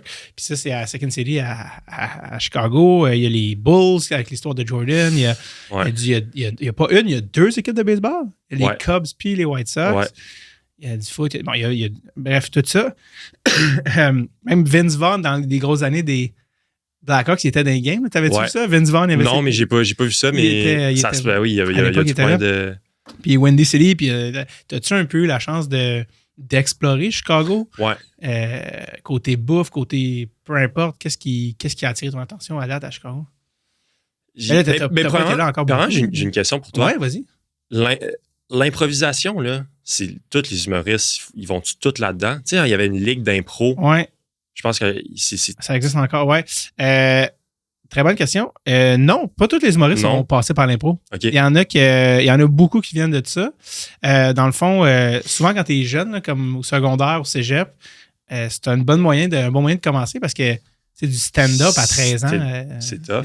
C'est tough, puis les occasions sont rares. Okay. Fait que de faire de l'impro, c'est comme d'aller pratiquer au hockey, c'est pas grave. Tu sais, tu peux essayer des affaires, puis une impro, c'est comme un tir au but. Je veux dire, ça se peut que tu le pognes, ça se peut que tu le rates, mais il y en aura un autre plus tard, c'est pas grave. Fait que c'est un bon moyen de développer le muscle, de juste... D'être devant du monde. Devant du monde. C'est quand tu fais de l'impro, puis les gens de l'impro vont te dire, c'est que en même temps, t'es acteur, writer, metteur en scène, interprète. Tu sais, c'est que tu fais comme tout en même temps. Ouais. Fait que ça te force à penser à l'histoire, à penser à une joke, à jouer avec ton corps, à occuper l'espace. À tout ça, tu touches à ça un petit peu d'une manière évidemment très humble et très à ta manière, puis tu commences puis tu essaies des affaires, puis des fois, c'est pas super bon, mais ça te force, ça te permet de baigner là-dedans, tu sais. Puis là, souvent, ben il y en a là-dedans qui font comme « Hey, moi, ce que j'aime, c'est l'écriture, je vais devenir writer. Okay. Hey, moi, ce que j'aime le plus, c'est la mise en scène, je vais être metteur en scène. Moi, ce que j'aime le plus, c'est faire des jokes. Fait que je vais peut-être être plus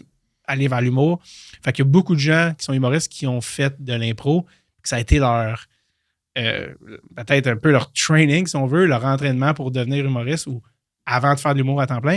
Mais il y en a beaucoup qui sont des humoristes qui sont vraiment plus, mettons, d'un background d'écriture, puis que tout, quand ils vont sur scène, c'est écrit à la lettre, puis à la virgule. Puis si t'es mis dans un contexte d'impro, ils sont comme « Non, moi, je suis pas bien là-dedans. » C'est comme du crowd work aussi. Là, exact. Okay. Ça, Est-ce que tu t'es passé par là, par l'impro ou non? Moi, j'en ai fait au cégep. Puis, parce que c'est ça, la ligue d'impro collée au cégep, au Québec, c'est la plus grosse ligue d'impro au monde. C'est pas la Ligue nationale d'impro, quand même? Ça, c'est la LNI. Ouais. Ça, c'est la plus grosse, mettons, ou la plus populaire au Québec, si on veut. Okay. Dans les loufoques, Louis Carrière, qui est comédien, lui, il joue à la LNI. Okay. Très bon joueur d'impro. Mais tu vois, lui, c'est pas un humoriste, c'est un comédien. Mais ultimement, les deux se peuvent. Mais ça, c'est la plus grosse ligue, mais en termes de notoriété, mais c'est pas la plus grosse en termes d'équipe.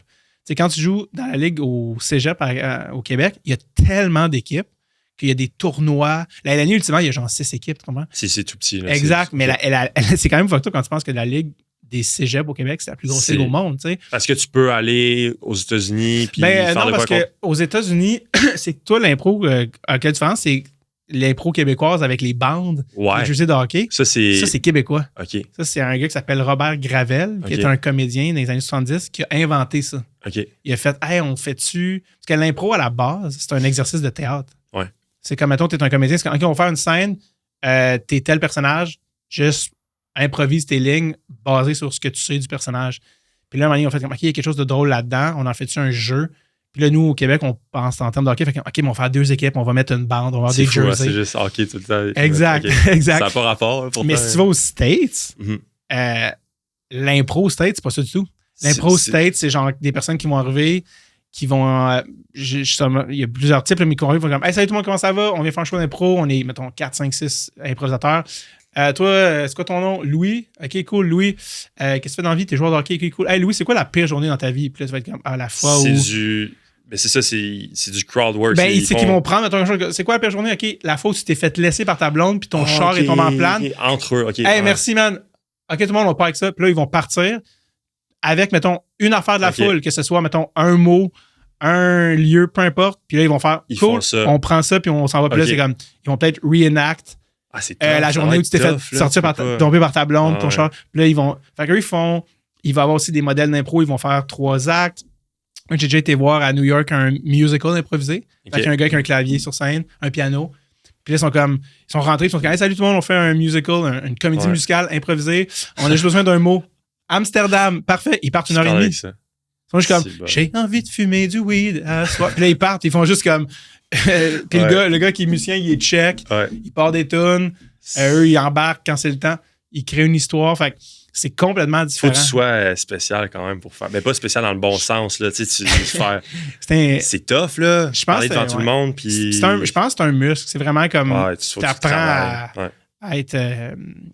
Tu parlais de psychologie tantôt. Ce qui est cool dans l'impro, je pense, c'est que ça te force à être ouvert. Ouais.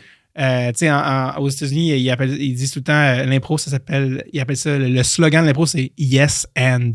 Fait que mettons que comme quelqu'un te fait commence une impro, c'est qu'il te fait une proposition. Uh-huh. Puis l'impro, au lieu de dire non, l'impro, ça te fait à dire oui et.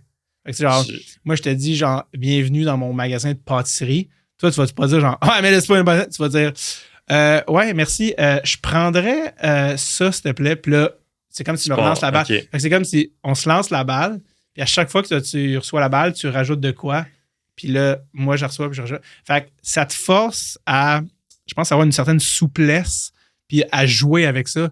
Puis de pas justement être stressé, d'être comme, je vais te dire quelque chose qu'il faut. Ou de juste, mettons, penser à une joke, tu sais, peut-être aussi pense à l'histoire, pense à faire évoluer l'histoire, puis quand il y a des jokes, ça te force peut-être à faire que ce muscle-là, je pense qu'il est intéressant parce qu'au-delà du show de l'impro, dans la vie, c'est juste ça une improvisation. Là.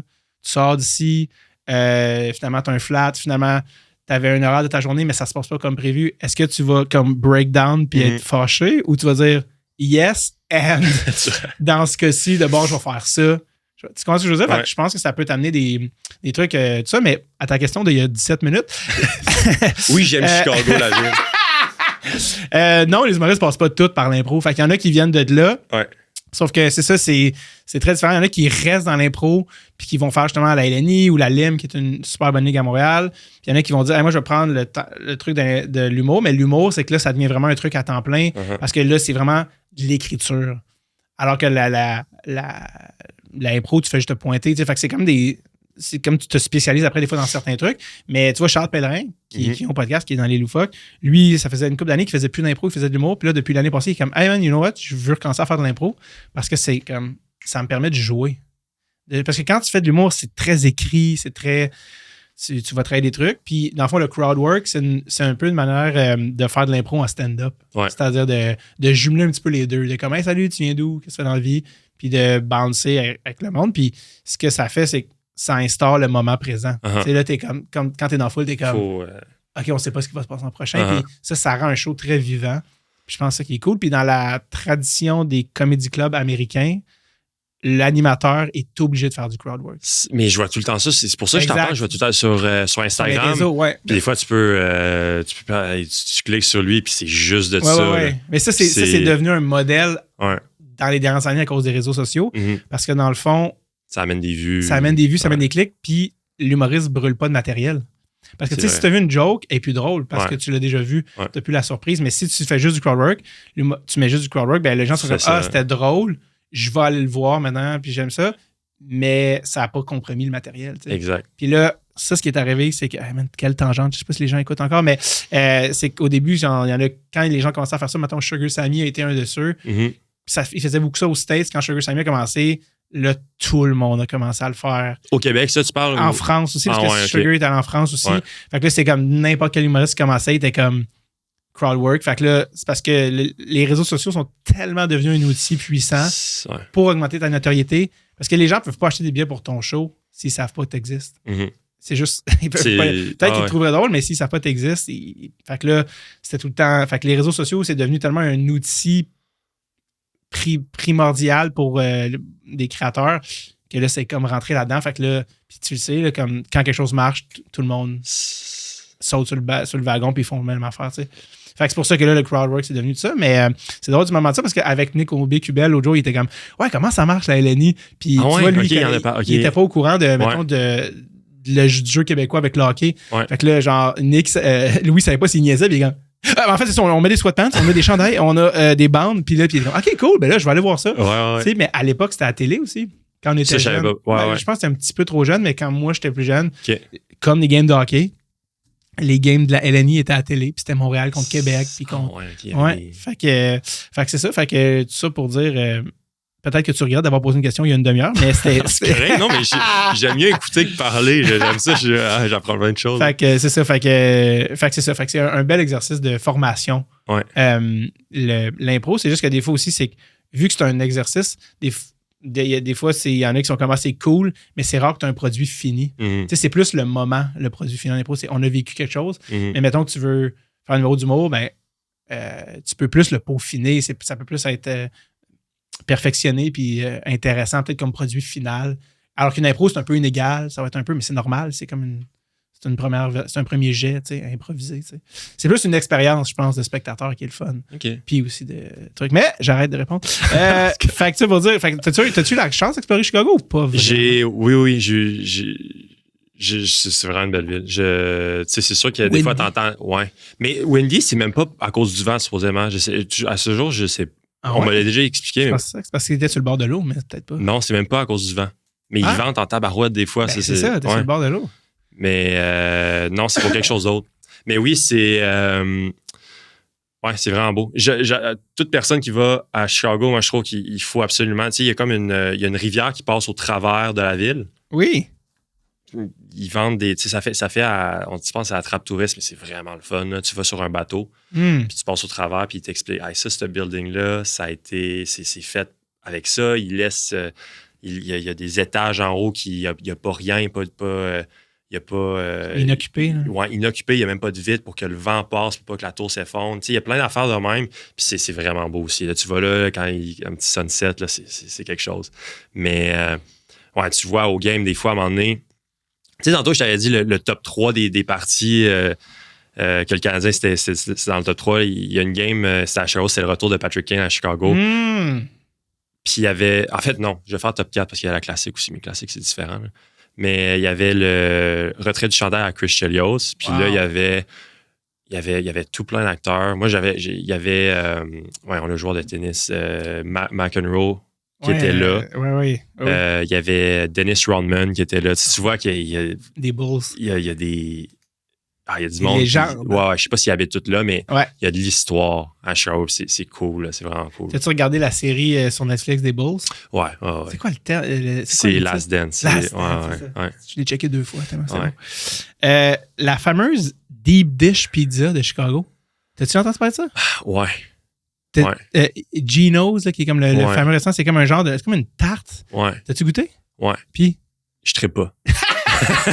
C'est tellement poli. Il y a du monde qui disent je suis pas le seul. Je pense que c'est ouais. Mais je sais pas. J'ai jamais goûté. Mais peut-être que les gens de les pizzerias à Chicago, ils vont être fâchés après moi. Mais, non, mais apparemment qu'il y en a qui disent que la vraie pizza de Chicago, c'est pas de la deep dish, c'est comme un autre affaire. J'ai entendu ça aussi. Qui est plus... mais c'est bon, mais c'est pas... très tomaté. C'est ce que je comprends. Ouais.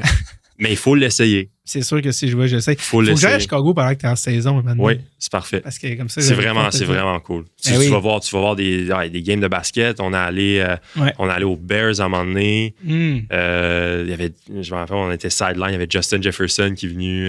Je sais même pas c'est qui. tu suis pas ça. Justin Jefferson, non? Ouais. Un gros receveur. Là, il est venu dire allô. Je pensais qu'il allait me dire allô à moi, mais finalement, il dit allô à Connor. C'est pour prendre une photo avec lui. J'étais un peu... Mais il y avait... il y a du monde. Il y a du beau monde.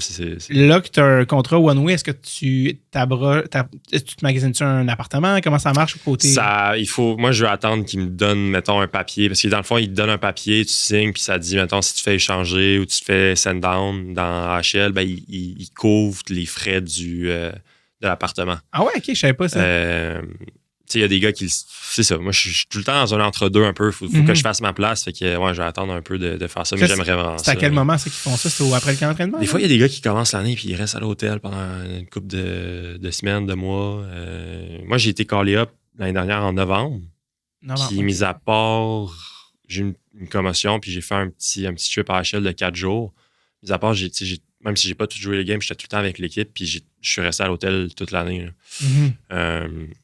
Mais oui, j'aimerais ça avoir mon appartement. Là. Fait que tu vends pas la peau de l'ours avant d'avoir tué. Ouais, exact. T'attends de mais voir. il y a encore du travail. T'as-tu déjà ciblé un quartier de Chicago que t'aimes? Oui, un peu. Moi, il faut juste que j'ai un parc à chiens proche pour mon chien. Ok, t'as un chien, toi. Ouais. T'as un chien? Ouais. Attends, mais ça, si ta blonde n'est pas là, c'est rare un gars qui peut avoir un chien parce que, tu sais, c'est tellement parti. Mais ça, c'est parce que je l'amène pas avec moi. Ça, c'est triste de dire au revoir au chien. Là. Ça, parce que tu faut que le chien reste ici? Ouais. Ok, c'est ça. Il a passé une année, quand ma blonde était avec moi, il a passé une année avec moi, là, mais quand elle vient me voir à Chicago, elle conduit là.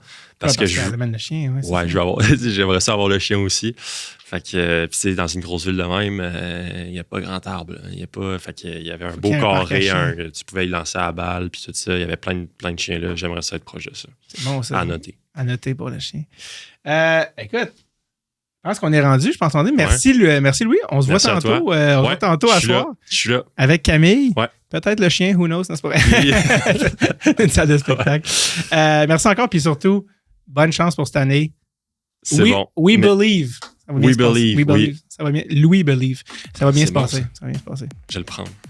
C'était l'adorable Louis Carrier qui est en début de carrière et dont on va suivre la suite avec beaucoup d'attention. Merci énormément, Louis, d'être venu au podcast. C'est sûr que je vais à Chicago essayer d'aller voir un match des Blackhawks éventuellement. Je tiens à remercier toute l'équipe de Red Sox Tape que vous ne voyez pas, mais qui fait une énorme différence. C'est pas seulement une différence, qui fait de Red Sox Tape, à commencer par Amélia Maguire-Saint-Onge au booking, Monsieur Jordan Chouanière au montage, le jingle, oui, le jingle de Dreadful Tape que vous connaissez depuis 10 ans, Monsieur Fred Levac au jingle, qui a également monté les 9 premières saisons de Dreadful Tape, Monsieur Producer Tom, qui est comme un aura, c'est quelque chose qu'on peut pas décrire, et Mathieu Blanchet, qui publie ses beaux reels sur nos réseaux sociaux. Merci, Maddie. Appreciate it. I appreciate it. J'espère que vous passez un très beau moment, les amis. Je vous dis à la semaine prochaine pour un autre épisode de DST. OK, bye-bye now.